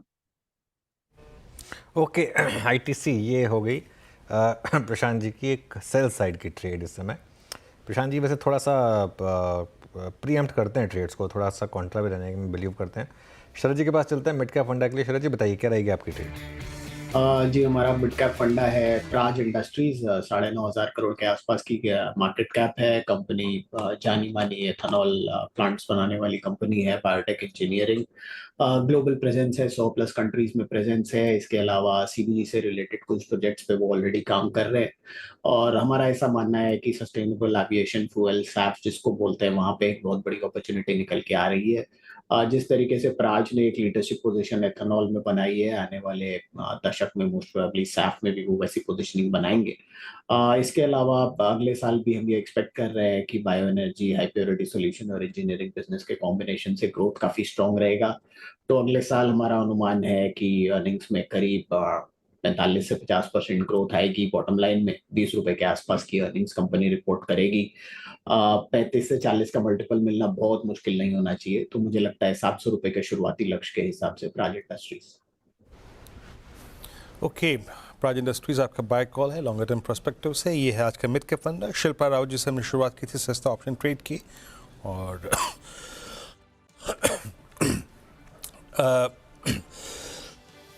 SBI लाइफ ये जो इनकी पहली कॉल थी 1440 की स्ट्राइक करीब 28 33 36 के लक्ष्य के लिए 16 का स्टॉप लॉस है। दूसरा ट्रेड पिक किया हमने राजेश पालवी जी के सौजन्य से और ये ट्रेड था ICICI लोम्बार्ड करीब 1760 1770 के लक्ष्य के लिए 1733 पे बाय कॉल। प्रशांत सावंत जी ने पिक किया चार का चमत्कार ITC और करीब 390 के लक्ष्य के लिए आपको सेल करना है, 408 पे ट्रेड करता हुआ। और प्राज इंडस्ट्री शरद जी का कॉल। निफ्टी उसी रेंज को पकड़ के ट्रेड करता हुआ, कोई सब्सटेंशियल चेंज नहीं है और आज का हाई मोर और लेस 20 डे मार्केट ट्रैजेक्टरी हम करीब 22,500 पर ट्रेड करते हुए। कुछ स्टॉक्स जो आज थोड़ा सा अपने एनवायरनमेंट और बदलते हुए थोड़ा सा आई थिंक मंथ्स के हिसाब से रिएक्ट कर रहे हैं। लुक एट वोल्टास 1446.95 पे ट्रेड कर रहा है। शिल्पा जी, इसने एक 10-20 का पॉजिटिव क्रॉसओवर दिया था लास्ट वीक और अब वो उसका जो इम्पैक्ट होता है ना उसका आई थिंक क्रॉसओवर का वो नज़र आ रहा है। 50 डे को गेन करता हो। प्लीज़ वोल्टास का ओआई रखिएगा एक बार, अब क्योंकि हम समर सीजन में स्लिप कर चुके हैं और चेंज इन ओआई देखिए करीब 2.25% बिल्डअप है। अभी आपको यहाँ पे एटलीस्ट 15-10 जहाँ पर इसका 200 डे अलाइंड है, जहाँ पे वो एवरेज आता है, वहाँ तक का स्कोप नज़र आ रहा है क्या? जी बिल्कुल वीरेंद्र जी, एक व्यू था कि अगर ये 1400 के नीचे जाएगा तो इसमें गिरावट ज्यादा बढ़ते हुए आपको दिखेगा, लेकिन 1400 पे इसने एक अच्छा खासा सपोर्ट ले लिया। तो यहाँ पे 1480 से लेके 1520 इसका ये नेक्स्ट बैंड है जहाँ पे ये इसको ट्रेड करते हुए आप देख सकते हैं। स्टॉप लॉस आप यहाँ पे 1420 का ही मेंटेन कीजिए। मुझे लगता है यहाँ से 1500 तक का तो आपको एक लेवल डेफिनेटली मिलेगा। सस्टेन होता है तो 1560 इसके नेक्स्ट टारगेट्स हो सकते हैं। ओके, चलिए थोड़ा आगे बढ़ते हैं। गोल्डमैन सैक्स ने केबल और वायर कंपनी पॉलीकैब और KEI की रेटिंग डाउनग्रेड की है। लेकिन शॉर्ट टर्म में सेक्टर को निवेश के लिए आकर्षक बताया। इस पूरी रिपोर्ट पर श्रेया समझते हैं क्या कहा है गोल्डमैन ने। श्रेया बताइए। बिल्कुल, गोल्डमैन की रिपोर्ट आई है केबल और वायर के स्पेस को लेकर। उन्होंने न्यूट्रल की कॉल दी है दोनों को ही। इनफैक्ट आप बात करें पॉलीकैप की, न्यूट्रल की कॉल 5005 का टारगेट और अभी 5011 के लेवल पर इनफैक्ट पौने आधे फीसदी की तेज़ी के साथ कारोबार कर रहा है। और वहीं के आई इंडस्ट्रीज़ की बात करें तो वहाँ पे 3130 का टारगेट प्राइस रखा है, 3110 के आसपास ये कारोबार करता हुआ। तो न्यूट्रल की कॉल दोनों की गोल्डमैन की तरफ से आई है दोनों पे ही। इनफैक्ट आप मॉर्गन स्टैनली की बात करें तो मॉर्गन स्टैनली हालांकि पॉलीकैप को अच्छा खासा टारगेट प्राइस उन्होंने दिया 7395 का, 48% का अपसाइड पोटेंशियल मॉर्गन स्टैनली को पॉलीकैप में नजर आ रहा है। लेकिन गोल्डमैन का मानना है कि नियर टर्म में ये स्पेस उनको बहुत ही अट्रैक्टिव लग रहा है। हालांकि न्यूट्रल की कॉल दी है और टारगेट प्राइस भी कट कर दिया है। कंपटीशन और डिमांड को देखते हुए वो चाह रहे हैं कि स्पेस में बने रहे निवेशक और इन दोनों ही स्टॉक्स को रडार पे रख सकते हैं। और भारत में केबल और वायर सेक्टर की जो एक्सपोर्ट एक्सपेंशन है वो बढ़ती जा रही है, इसलिए फिलहाल दोनों ही स्टॉक्स आप रडार पे रख सकते हैं। और ये न्यूट्रल की कॉल उनकी तरफ से। ओके, न्यूट्रल की कॉल इस समय। शरद जी क्या व्यू रहेगा इस समय इन स्टॉक्स पर? क्या थोड़ा मार्केट ने ओवर रिएक्ट किया था? वो अल्ट्राटेक वाला जो मामला था उसको कम्प्लीटली एक ये एशियन पेंट्स मूवमेंट देना और बिना कुछ करे ही 1800 करोड़ की इन्वेस्टमेंट पर 80,000 करोड़ का मार्केट कैप साफ हो जाना। खैर ऑब्वियसली बेयर मार्केट में ये सब चीज़ें होंगी, लेकिन क्या थोड़ा ओवर रिएक्शन था? क्या आप सहमत हैं कि नियर टर्म में थोड़ी अपॉर्चुनिटी है इन स्टॉक्स में, भले ही आगे जाके गिर जाए? जी हो सकता है, क्योंकि मुझे लगता है किसी भी इनकम्बेंट के अनाउंसमेंट पे इतना ज्यादा रिएक्ट करना लॉजिकल नहीं है। बट जो दूसरा एंगल प्ले आउट कर रहा होगा वो ये स्टॉक्स लगातार पिछले 2-3 सालों से शायद काफी एक्सपेंसिव वैल्यूएशंस पे ट्रेड कर रहे हैं, in spite of the fact की ग्रोथ रेट्स 18-20% के आसपास ही रहे। केईआई में पर्टिकुलरली और ज्यादा स्टीप हो गया था वैल्यूएशन, 60-65 टाइम हो गया था। और सिमिलरली आप अगर पॉलीकैप को भी देखें तो पॉलीकैप हिस्टोरिकली काफी एक्सपेंसिव रहा है। हालांकि डोमिनेंट पोजीशनिंग शायद महाराष्ट्र में ही है उनके पास, बाकी रेस्ट ऑफ इंडिया में उतनी डोमिनेंट पोजीशनिंग नहीं है। बट मुझे लगता है कि जो वैल्यूएशंस पे ट्रेड कर रहे थे वो भी सर्टेनली प्ले करता है, थोड़ी नर्वसनेस भी आ जाती है। और जैसा आप भी बोल रहे हैं कि बाजार भी थोड़े से कमजोर थे तो थोड़ा सा ओवरडन था। आप थोड़ा बहुत पुल बैक के लिए प्ले कर सकते हैं। मेरे हिसाब से दोनों ही स्टॉक शायद फॉरवर्ड मल्टीपल पे 35-40 पे ट्रेड कर रहे हैं, जो प्रोबेबली पिछले अगर आप साल 2 साल 3 साल का डेटा देखेंगे तो शायद सबसे सस्ते मल्टीपल्स हैं। तो हो सकता है थोड़े बहुत लोग डिप इन करें बाई करने के लिए, बट लॉन्ग टर्म मुझे अभी भी डाउट है कि ये 20-22% ग्रोथ के लिए 40-50 के कंटिन्यूअस मल्टीपल्स देना, तो हो सकता है थोड़ी टाइम बेस्ड करेक्शन ये स्पेस देखें। ओके, चलिए अब आगे बढ़ते हैं। और कई दिनों के कंसोलिडेशन के बाद आज बाज़ारों में अच्छी तेज़ी है। यह तेज़ी कितनी टिकाऊ है? क्या बाज़ार में बॉटम बना? साथ ही मिड और स्मॉल कैप में एंट्री का क्या ये सही समय है? और अगर है तो किस तरीके के स्टॉक्स आपको लेने हैं, कहाँ आपको अवॉइड करना है, ये सब चर्चा करते हैं। हमारे साथ दिया चौकसी फिनसर्व के मैनेजिंग डायरेक्टर देवेंद्र चौकसी जुड़े हैं। देवेंद्र जी गुड आफ्टरनून। क्या मार्केट साइन दे रहा है कि वर्स्ट इज़ ओवर? भले ही बहुत बड़ी रैली ना आ रही हो, लेकिन एक चीज़ तो क्लियर है कि लोअर लेवल पर रिकवरी आ रही है और एफआई की सेलिंग भी थोड़ी कम हुई है। क्या कुछ साइन बन रहे हैं कि जो वर्स्ट था 21,800 22,000, बस यहाँ पर प्राइस डैमेज एटलीस्ट खत्म हुआ? अनुज, गुड आफ्टरनून। आई थिंक 2 संकेत पॉजिटिव गिने जाने चाहिए। सबसे पहला, जो रूपी का डेप्रिसिएशन था वो काफी हद तक आई थिंक संभल चुका है। मैं ऐसा मानता हूं कि जो कारण से रूपी का डेप्रिसिएशन हुआ था वो कारण भी काफी हद तक हम पीछे छोड़ के आ चुके हैं। ना ही आज की तारीख में एफआई को कोई पैनिक सेलिंग करने की जरूरत है in order to take that currency back, और ना ही हमें ये समय के अंदर अभी कोई नया रूपी फॉल दिख रहा है यहाँ पे। तो एक चीज ऐसी समझ में आती है कि अगर रूपी का डेप्रिसिएशन कम हो गया है तो पैनिक सेल डेफिनेटली यहाँ पे खत्म हो चुका है। एक चीज हमें बराबर समझ में आती है। दूसरी तरफ हम देखें तो एक इम्पॉर्टेंट फैक्टर ये भी गिना जाना चाहिए कि जो क्रूड ऑयल के दाम है वो काफी हद तक $70 के नीचे जा रहे हैं। और at the same time I think हम ऐसा समझ के चलते हैं कि ये वॉर रिलेटेड सिचुएशन के अंदर कोई बदलाव आता है या पीस टॉक जो चल रही है उसके अंदर कोई इम्प्लीमेंटेशन आता है तो सर्टनली यहाँ पे एक अच्छी क्लैरिटी मिल जाएगी इवन क्रूड ऑयल के दाम के अंदर भी। हम ऐसा समझते हैं कि उसके फॉलोअप के अंदर जो इन्वेस्टमेंट बनेगा डिस्ट्रक्टेड कंट्रीज के अंदर, वहां पे आई थिंक नया कंस्ट्रक्शन एक्टिविटी चालू होगा, तो I think definitely it is going to be a good thing. And last but not the least, जो इंटरेस्ट रेट की जो दाम है वहां पे भी हमें एक उम्मीद है कि another 25 basis point cut in next month review policy will happen, and वो होता है तो मैं ऐसा समझता हूँ कि मार्केट अभी टाइमिंग समझ चुका है। Maybe the focus will get shifted on to the quarter four earnings, जो हमें एक एक्स्ट्रा एक्सपेक्टेशन मिल रहा है यहाँ पे, quarter four earnings are definitely going to be the better than the third quarter earnings. So certainly we are likely to see the corrective recovery taking place in the market now. बिल्कुल देवेंद्र जी, good afternoon. Shreya बात कर रही हूँ। आपके बातों से निष्कर्ष निकालूं मैं तो आप बहुत ही ऑप्टिमिस्टिक लग रहे हैं भारतीय बाजार को लेकर, लेकिन सर ग्लोबल सेटअप कैसा लग रहा है आपको? वहाँ पे मूड माहौल कैसा लग रहा है? वहाँ से कोई चैलेंजेस आपको फिलहाल भारतीय बाजार के लिए दिखाई नहीं दे रहे? So Shreya, good afternoon. एक जो टैरिफ के हिसाब से जो शंका बनी है सबके दिमाग के अंदर, उसमें भी हमें एक थोड़े संकेत पॉजिटिव मिलने शुरू हुए हैं कि अमेरिका जो तरीके से टैरिफ इंप्लीमेंट करना चाहता है, शायद उनको उसके अंदर एक रोक लगानी पड़ेगी। They may have to backtrack some part of the implementation process for those tariff to for another few months. मैं नहीं मानता हूँ कि वो इमीडिएटली जो स्टेटमेंट आते हैं उसके हिसाब से वो लोग नया टैरिफ इंप्लीमेंट कर पाएंगे, नहीं मानते हम वो हिसाब से।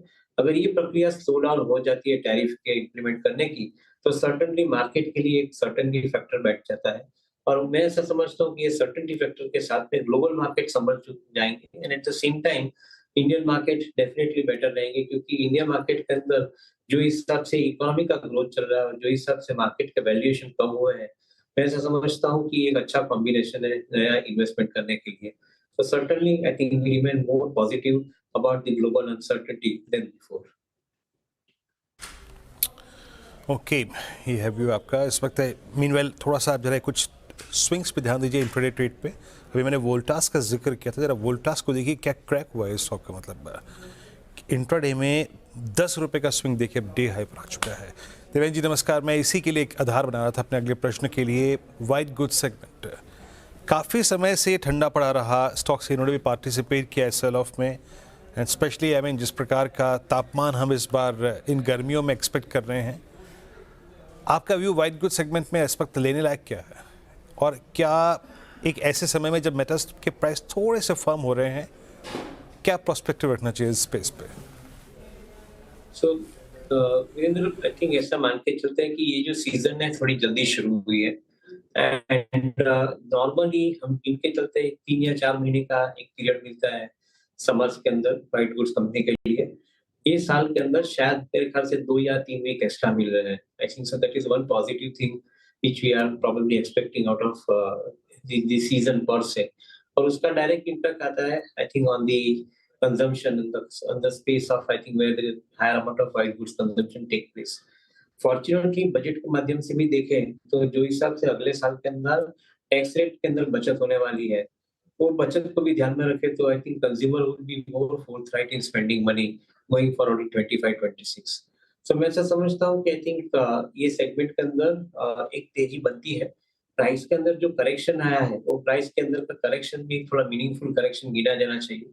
Whether immediately you would like to buy everything and buy into the momentum, I'm not too sure.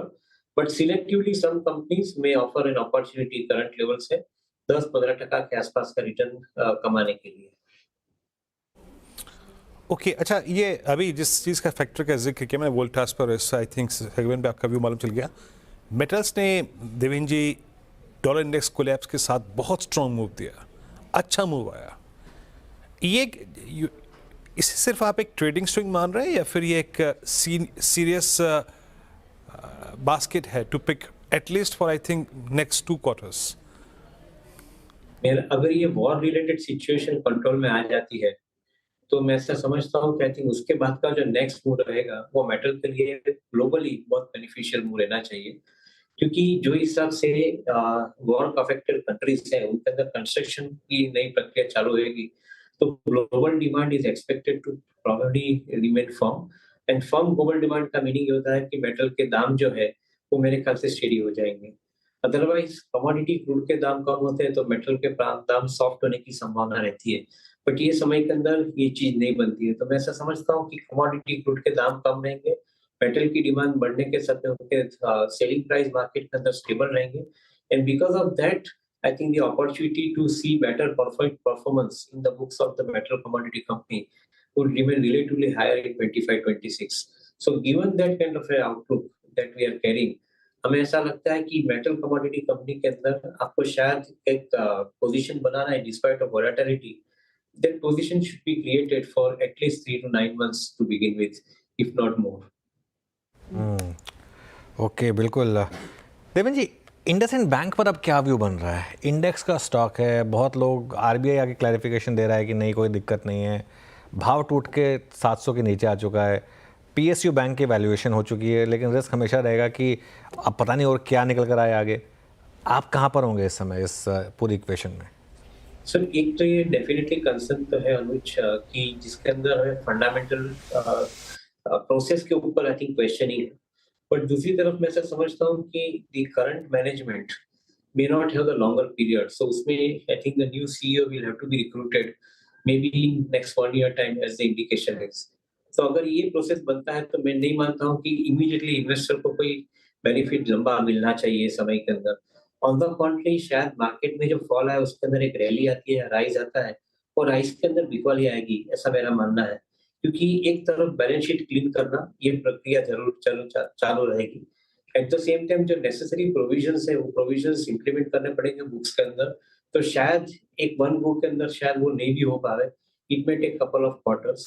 So management का चेंज कपल ऑफ क्वार्टर्स तक बुक के अंदर overhang situation for providing into the provisions.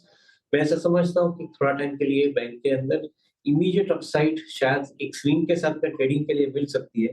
But otherwise I think sustainability उसकी थोड़ी मुझे doubtful लग रही है. ठीक है. देवेंद्र जी, थोड़ी देर पहले जब हम डिस्कशन कर रहे थे, चर्चा कर रहे थे, तो आपने जिक्र किया कि क्वार्टर 4 में एक्सपेक्टेशंस आपको अच्छी लग रही है. तो वो कौन से सेक्टर्स हैं जहां पे आपको तस्वीर साफ लग रही है, ग्रोथ विजिबिलिटी स्ट्रांग नजर आ रही है, और वो कौन से सेक्टर्स हैं जहां पे बेट लगेगी? So I think financials look very appealing to me. 2-3 reason है कि एक तरफ क्रेडिट ऑफटेक बढ़ के आ रहा है क्योंकि इंफ्रास्ट्रक्चर और इंडस्ट्री दोनों के माध्यम से देखें तो आई थिंक ये कॉर्पोरेट सेक्टर की रिक्वायरमेंट जो है वो requirement for availing higher funds I think is happening. तो demand situation is remaining strong. दूसरी तरफ इंटरेस्ट के दाम कम होना यानी कि आई थिंक आपका जो नीम है प्रॉफिट परफॉर्मेंस के लिए वो I think comparatively in a better position रहना. सो दैट मींस कि I think we are talking about better profitability as well. और तीसरा जो सेक्टर है वो रिटेल का लेंडिंग का सेक्टर है. Be it I think the consumer credit और बीट हाउसिंग क्रेडिट. इन दोनों जगह पे मैं समझता हूँ कि I think higher growth momentum is continuing with a higher margin for the banks. So some of the large corporate banks and some of the large NBFC के लिए मैं ऐसा समझता हूँ कि समय अच्छा रहना चाहिए. तो इस सेक्टर के लिए आप relatively more confident and optimistic रह सकते हैं क्योंकि परफॉर्मेंस वाइज भी देखें स्टॉक प्राइस के हिसाब से तो ये सेक्टर काफी ज्यादा तक पार्टिसिपेट नहीं कर पाया है पिछले क्वार्टर्स के अंदर. तो मैं ऐसा समझता हूँ कि यहाँ पे टेक्निकली ऑल्सो एक रिएक्शन आने की पॉजिटिव रिएक्शन आने की संभावना रहती है. तो some of the NBFC companies, large NBFC companies, some of the corporate banks higher AUM base, उनके लिए मेरे ख्याल से समय अच्छा रहना चाहिए इन्वेस्टमेंट के लिए. अच्छा देवेंद्र जी, ये सोने चांदी की तेजी और चांदी 1 लाख के पार, ऑलमोस्ट गोल्ड 88,000, एक तो इटसेल्फ जो इसको खेलते हैं और एक तेज़ी, इसकी तेज़ी को खेलने का ज़रिया, बेस्ट ज़रिया आप क्या समझते हैं? Whether it's gold finance company है, एनबीएफसीज में मन्नापुरम, मुथूट या फेडरल बैंक, या फिर कुछ हद तक आप एमसीएक्स को भी इसका एडवांटेज देना चाहेंगे? कुछ के लिए रखना क्या चाहिए गोल्ड को देखते हुए? So I don't know. I think मैं हमेशा एक वेरी रहता हूँ कि जब भी एसेट के प्राइस फंडामेंटल के अगेंस्ट बढ़ते हैं तो शायद आई थिंक उसके अंदर संभालना ज्यादा चाहिए, ना कि एक्सुबरेंसी दिखानी चाहिए. गोल्ड के दाम मजबूत होना, सिल्वर के दाम मजबूत होना, उसके अंदर अंडरलाइंग जो एजम्पशंस है for parking money to safe asset class, वो वोलेटिलिटी को बीट करने का एजम्पशन है. मैं मानता हूँ कि I think some part of the portfolios will definitely stay with that particular assumption. But मैं नहीं मानता हूँ कि इसके अंदर कोई ज्यादा फंडामेंटल परिस्थिति में बदलाव आया है. तो maybe current price levels, whether it will sustain at this level, I am not a competent person to answer that either. तो उसके माध्यम से देखें तो मैं शायद कोई इक्विटी के अंदर इमीडिएटली एलोकेशन टुवर्ड्स गोल्ड में जो कंपनियां हैं उनके अंदर करने की मैं कोई किसी को सलाह अभी ये टाइम पे नहीं दे रहा हूँ. मुझे लग रहा है कि आई थिंक दूसरे ऑप्शंस शायद बेटर है. जैसे कंज्यूमर क्रेडिट के अंदर जाना ही है तो housing credit, why not housing credit. Line of consumer credit, I think जो पर्सनल फाइनेंस के साथ में जुड़ी हुई है, उसके ऊपर आप ज्यादा फोकस करें, ना कि गोल्ड बेस्ड फाइनेंसिंग बिजनेस के ऊपर। अच्छा देवेन जी, ये जो आज जिस तरीके के आईपीओ के लॉक-इन्स खुले हैं और जिस तरीके मैं देख रहा था कुछ स्टॉक्स जहाँ पर एक के बाद एक लिस्टिंग के बाद अब नए लोज लग रहे हैं, चाहे वो आपका मोबीक्विक हो, ओला हो, ड्रीम फोक्स हो, ये इनमें से किसी पर आपका कोई व्यू है क्या, कि कोई कंस्ट्रक्टिव व्यू है किसी स्टॉक में? No, Anuj, I think most of the valuations wise देखें तो most of the companies are premium price even today after some amount of correction. यहाँ पे कोई डीप वैल्यू इन्वेस्टमेंट का जो अप्रोच के साथ हम इन्वेस्ट करते हैं वो डीप वैल्यू यहाँ पे अभी हमें नहीं मिल रही है। दो some of this companies would have fantastic business model, but उनके जो वैल्यूएशन है वो काफी हद तक अभी भी स्टीप है despite of the correction in the stock prices. तो मैं नहीं मानता हूँ कि इमीडिएटली कोई ये आईपीओ लिस्टेड कंपनीज के अंदर हमारा कोई इमीडिएटली व्यू बनता है। हाँ, certainly we are looking at some of the companies, if the price remains corrected और द टाइम करेक्शन लंबा मिलता है तो शायद उनके अंदर बाइंग अपॉर्चुनिटी हमें मिल सकती है, and that too largely the companies which are catering to the manufacturing, which are going towards the capital good segments और डिफेंस सेगमेंट, उसके अंदर जहाँ कंपनी का कारोबार है उसके ऊपर थोड़ा ज्यादा ध्यान रहे। I think the platform based companies के ऊपर शायद थोड़ा हम ध्यान कम दे रहे हैं because we still find that the valuations are expensive at current levels. Valuation expensive लग रही है देवन जी, लेकिन आपने बैंकिंग और एनबीएफसीज की भी बात की। अगर बैंकिंग स्पेस में पूछूं तो जैसे प्राइवेट बैंक्स पिछले कुछ दिनों से परफॉर्मेंस दिखा रहे, पीएसयू बैंक से अभी भी नहीं हो पा रहा। क्या यहाँ पे थॉट प्रोसेस आपका, कहाँ स्टैंड ले रहे हैं आप बैंकिंग में फिलहाल? So clearly, private corporate banks, I think they are far better placed compared to many of the PSU banks. Maybe because of the higher amount of AUM also with some of the large private corporate banks. At the same time, I think they've been quite prudent in lending their funds. So save and accept in the same situation. I think मेरे ख्याल से overall otherwise corporate private banking के अंदर I think काफी अच्छा प्रदर्शन रहा है उनका even NPA मैनेज करने के लिए।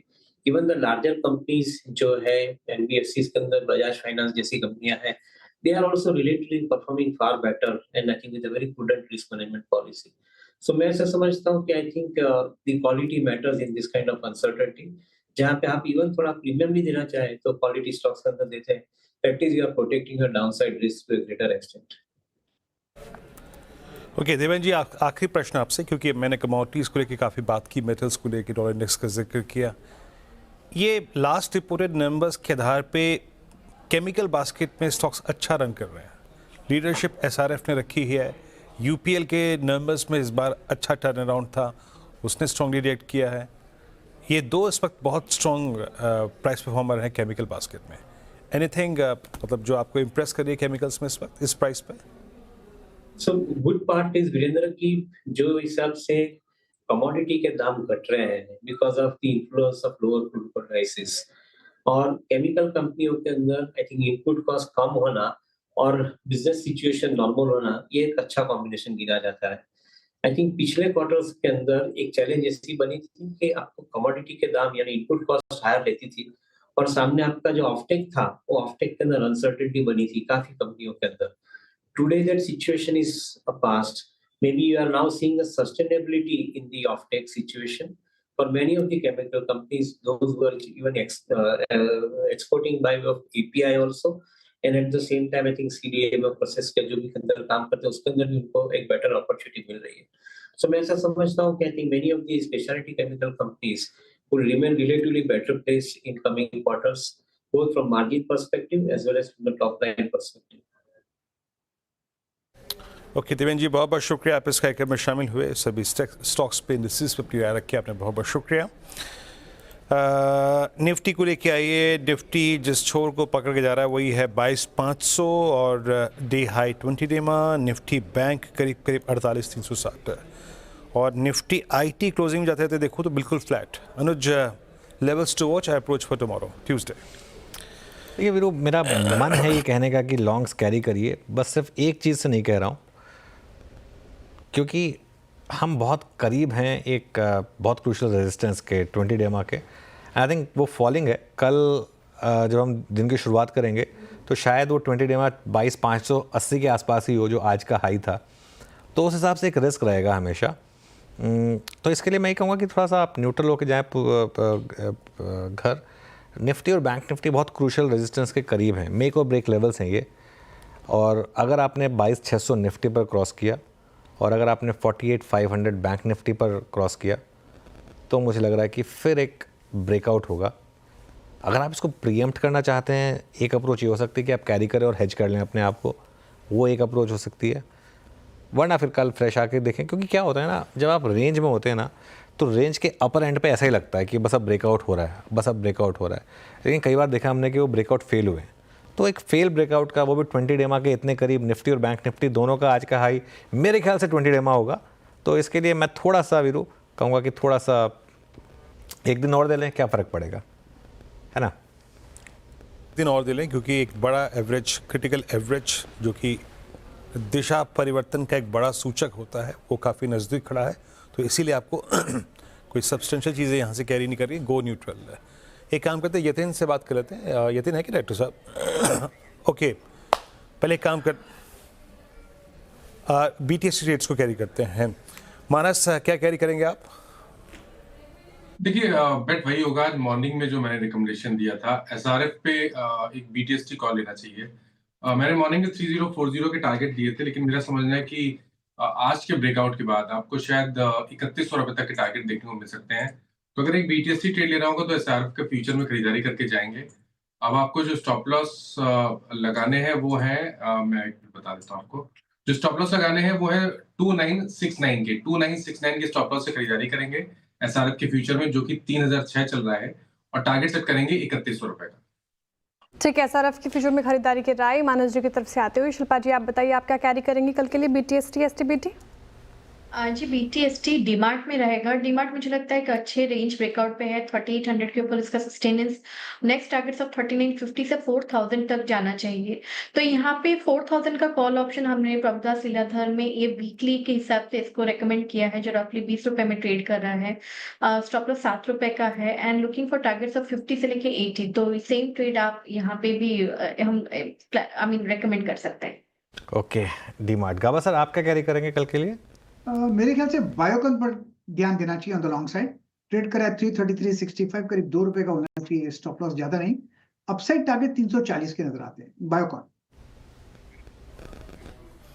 ओके, राजेश सतपुते जी, आपके कैरी करेंगे कल के लिए ट्यूसडे मॉर्निंग?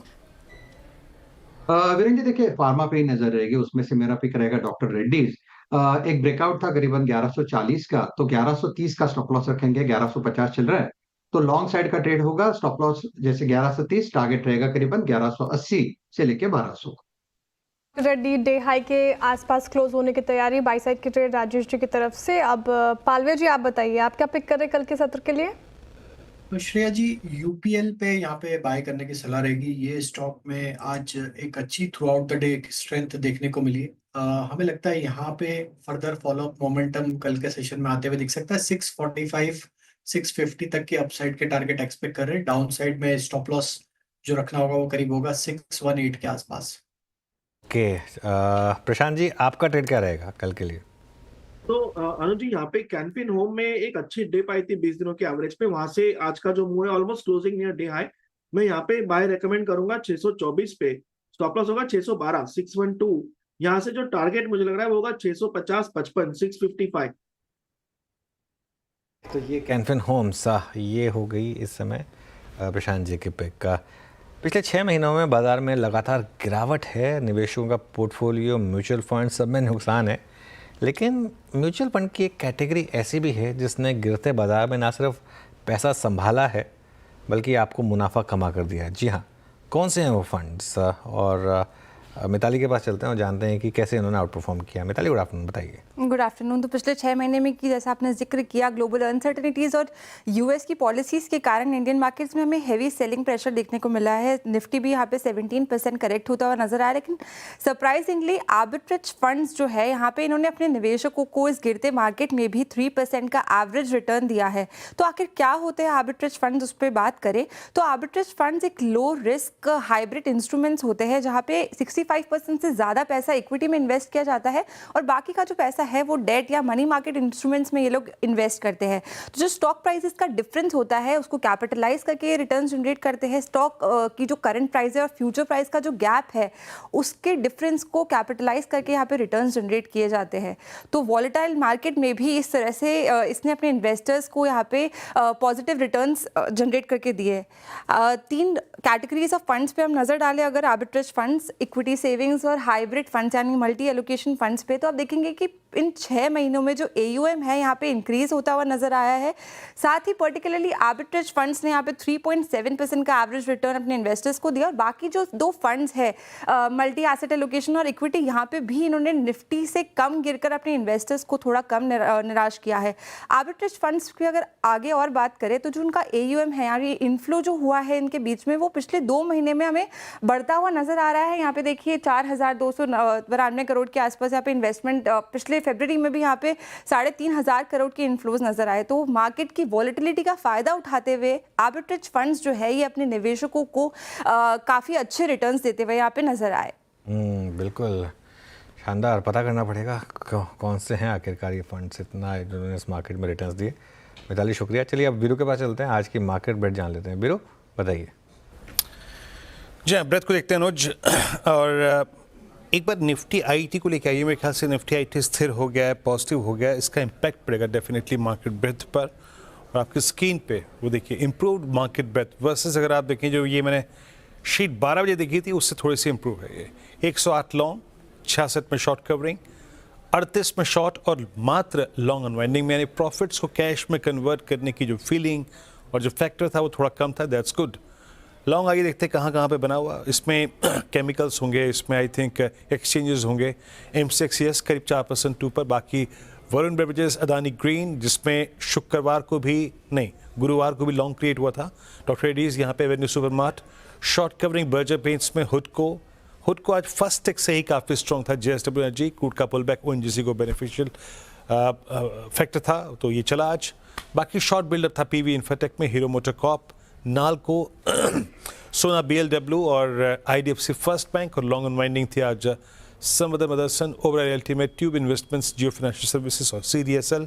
कुछ काउंटर्स वाकई जो क्रैक हुए उसमें जरा प्लीज़ एक बार प्रेस्टीज स्टेट्स लेके आइएगा। याद रखिएगा प्रेस्टीज स्टेट्स मार्च 2024 के बाद सबसे लोवेस्ट क्लस्टर्स में है क्लोज होता हुआ। और हीरो मोटर कॉप जिसका जिक्र मैंने अभी किया, हीरो मोटर कॉप आज क्लोज हो रहा है दिसंबर 2021 के बाद सबसे लोवेस्ट क्लस्टर पे।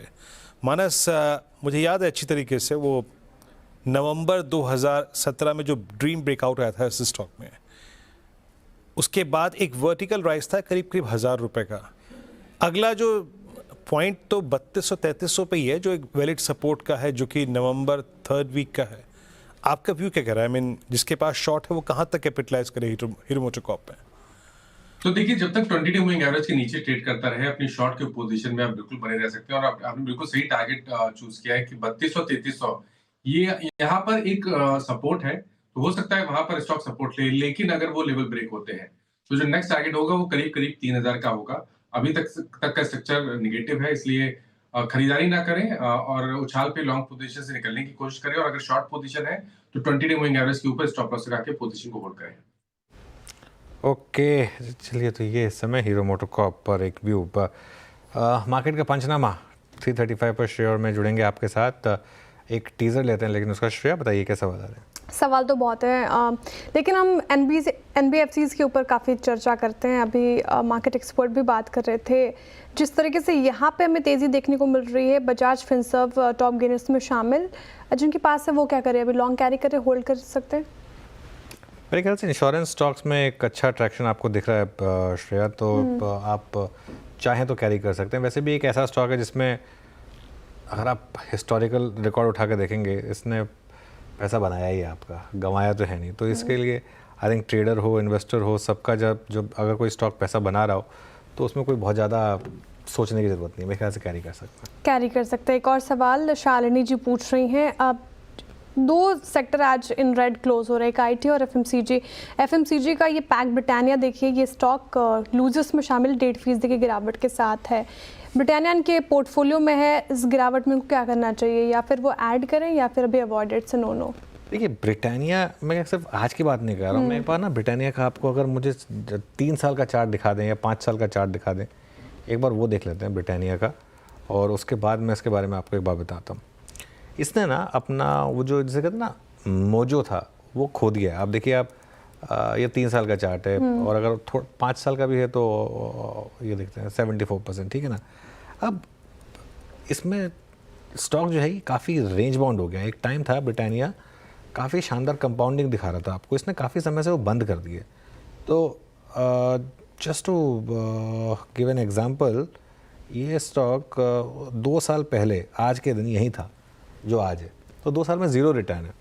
मेरे ख्याल से और बेटर सेक्टर्स हैं मार्केट में इस समय फोकस करने के लिए, उन पर चाहे तो आप फोकस कर सकती हैं शेयर।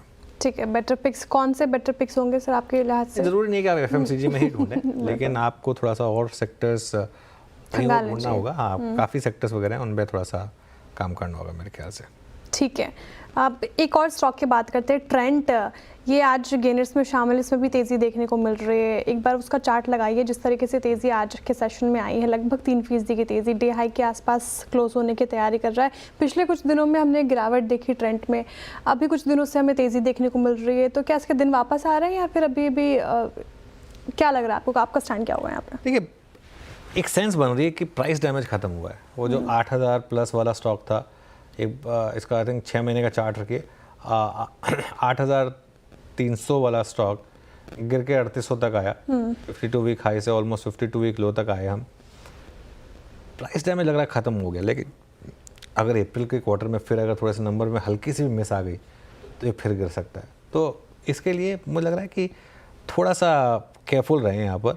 और इसमें मार्केट में दिक्कत क्या है कि ये अभी भी महंगा है, गिरा काफ़ी, लेकिन उसके बावजूद प्राइस टू अर्निंग्स के हिसाब से भी 100 से ऊपर का होगा, इसके लिए अभी भी थोड़ा महंगा है। चलिए, बाकी के सवाल हम 335 पर आंसर करेंगे, तो जुड़िए हमारे साथ हमारे सोशल मीडिया प्लेटफॉर्म्स पर और अपने सवाल पूछिए। जाने से पहले एक बार जिक्र और करते हैं मार्केट गुरुकुल का। अगर आपने अब तक रजिस्टर नहीं करा है तो आखिरी 3 दिन बचे हैं आपके पास इस वेबिनार में रजिस्टर करने के लिए।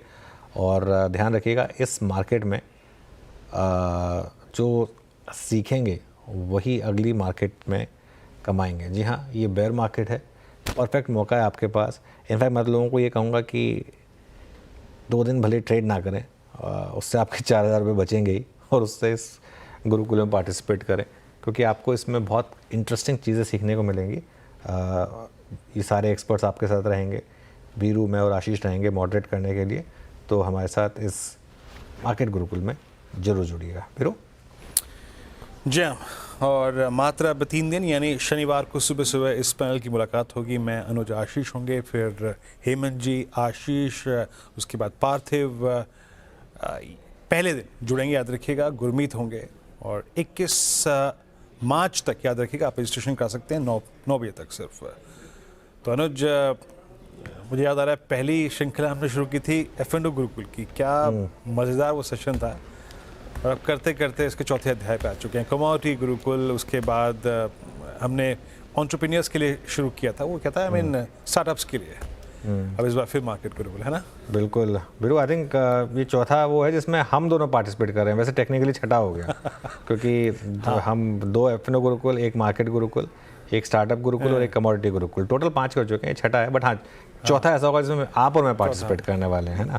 तो बिल्कुल ये तो बिल्कुल सही है। और श्रेय, आप भी जुड़िएगा मार्केट गुरुकुल में। छुट्टी नहीं है उस वीकेंड पे, पहले से क्लियर कर देता हूँ। नहीं, मैंने ली भी नहीं, मैंने पहले से अपना स्लॉट बुक कर लिया। और वीरेंद्र जी मेंशन कर रहे थे कि you have to give fee, I said कि no, it's free for me exclusively. तो मैं तो आ रही हूँ, स्लॉट बुक है मेरा।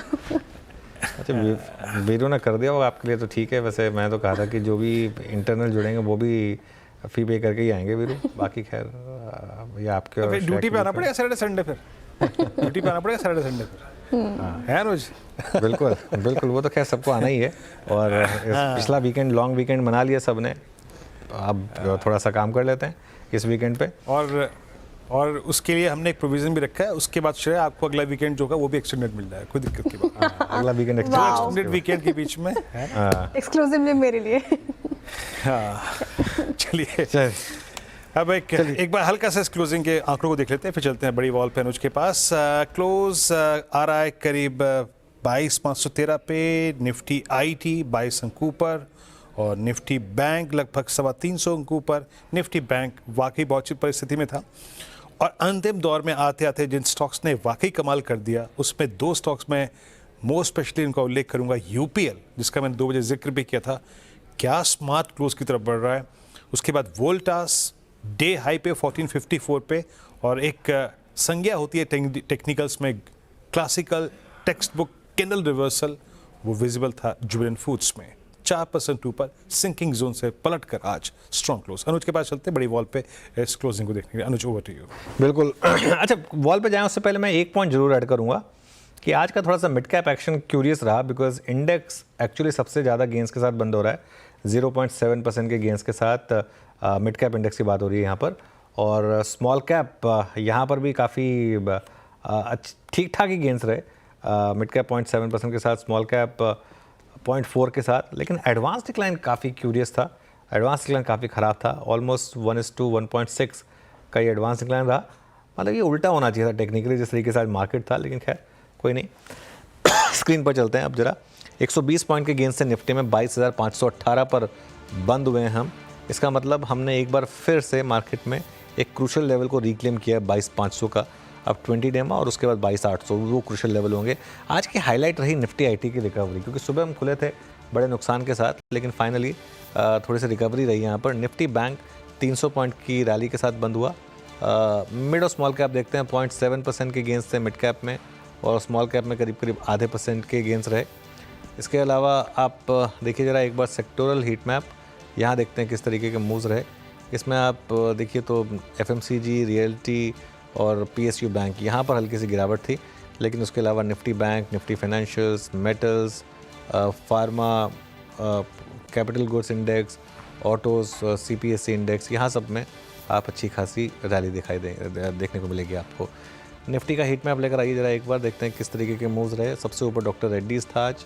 उसके अलावा इंश्योरेंस स्टॉक्स में बाइंग थी, एसबीआई लाइफ और Bajaj Finserv, Trent, Axis bank, Cipla, Mahindra and Mahindra, Coal India, ONGC, Bajaj finance, ICICI bank, Adani ports, Adani enterprises, ये कुछ और स्टॉक रहे जहाँ पर गेंस थे। एचडीएफसी लाइफ नीचे क्या था आपका, Wipro, hero MotoCorp, ITC, BPCL, Nestle, Britannia, SBI, ये कुछ स्टॉक्स थे जहाँ पर गिरावट थी। टाटा कंज्यूमर और रिलायंस, ये भी करीब 0.5% नीचे बंद हुआ। तो कुल मिलाकर मार्केट की जो क्लोजिंग थी वो ठीक ठाक रही, करीब 117 पॉइंट के गेंस के साथ हम यहाँ पर बंद हो रहे हैं वीरू। और मिड कैप में भी ठीक ठाक एक्शन था, और थोड़ी सी बस रिलायंस में वीकनेस थी, otherwise strong session. ICICI bank clearly index में अगर आप देखें तो आज का टॉप परफॉर्मर था। जैम आज थोड़ा सा रिलायंस बैक फुट पे आ गया, और वही मतलब किसी बड़े एवरेज को काटने के लिए जिस स्टॉक फ्यूचर की ज़रूरत थी हमें, वही मिसिंग पार्ट था जैम। खैर जैसा भी है, ये सेशन ठीक ठाक गया, स्पेशली फॉर निफ्टी बैंक। कल आपसे फिर मुलाकात होगी इस पूरे पैनल की, और याद रखिएगा कोई भी प्रश्न आपका इस बाजार की तेज़ी मंदी के दौर के बीच में अगर कोई है, कोई भी आपकी इन्वेस्टमेंट या फिर ट्रेडिंग कॉल, ज़रूर पूछें आप मार्केट का पंचनामा। कुछ देर के बाद CNBC आवाज़ के सभी सोशल मीडिया प्लेटफॉर्म पे आप प्रश्न पूछ सकते हैं अनुज और श्रेय के साथ। फिर मुलाकात होगी आपकी इस पैनल से कल सुबह मॉर्निंग कॉल में, उसके बाद मुनाफे की तैयारी में 8 बजे। तब तक के लिए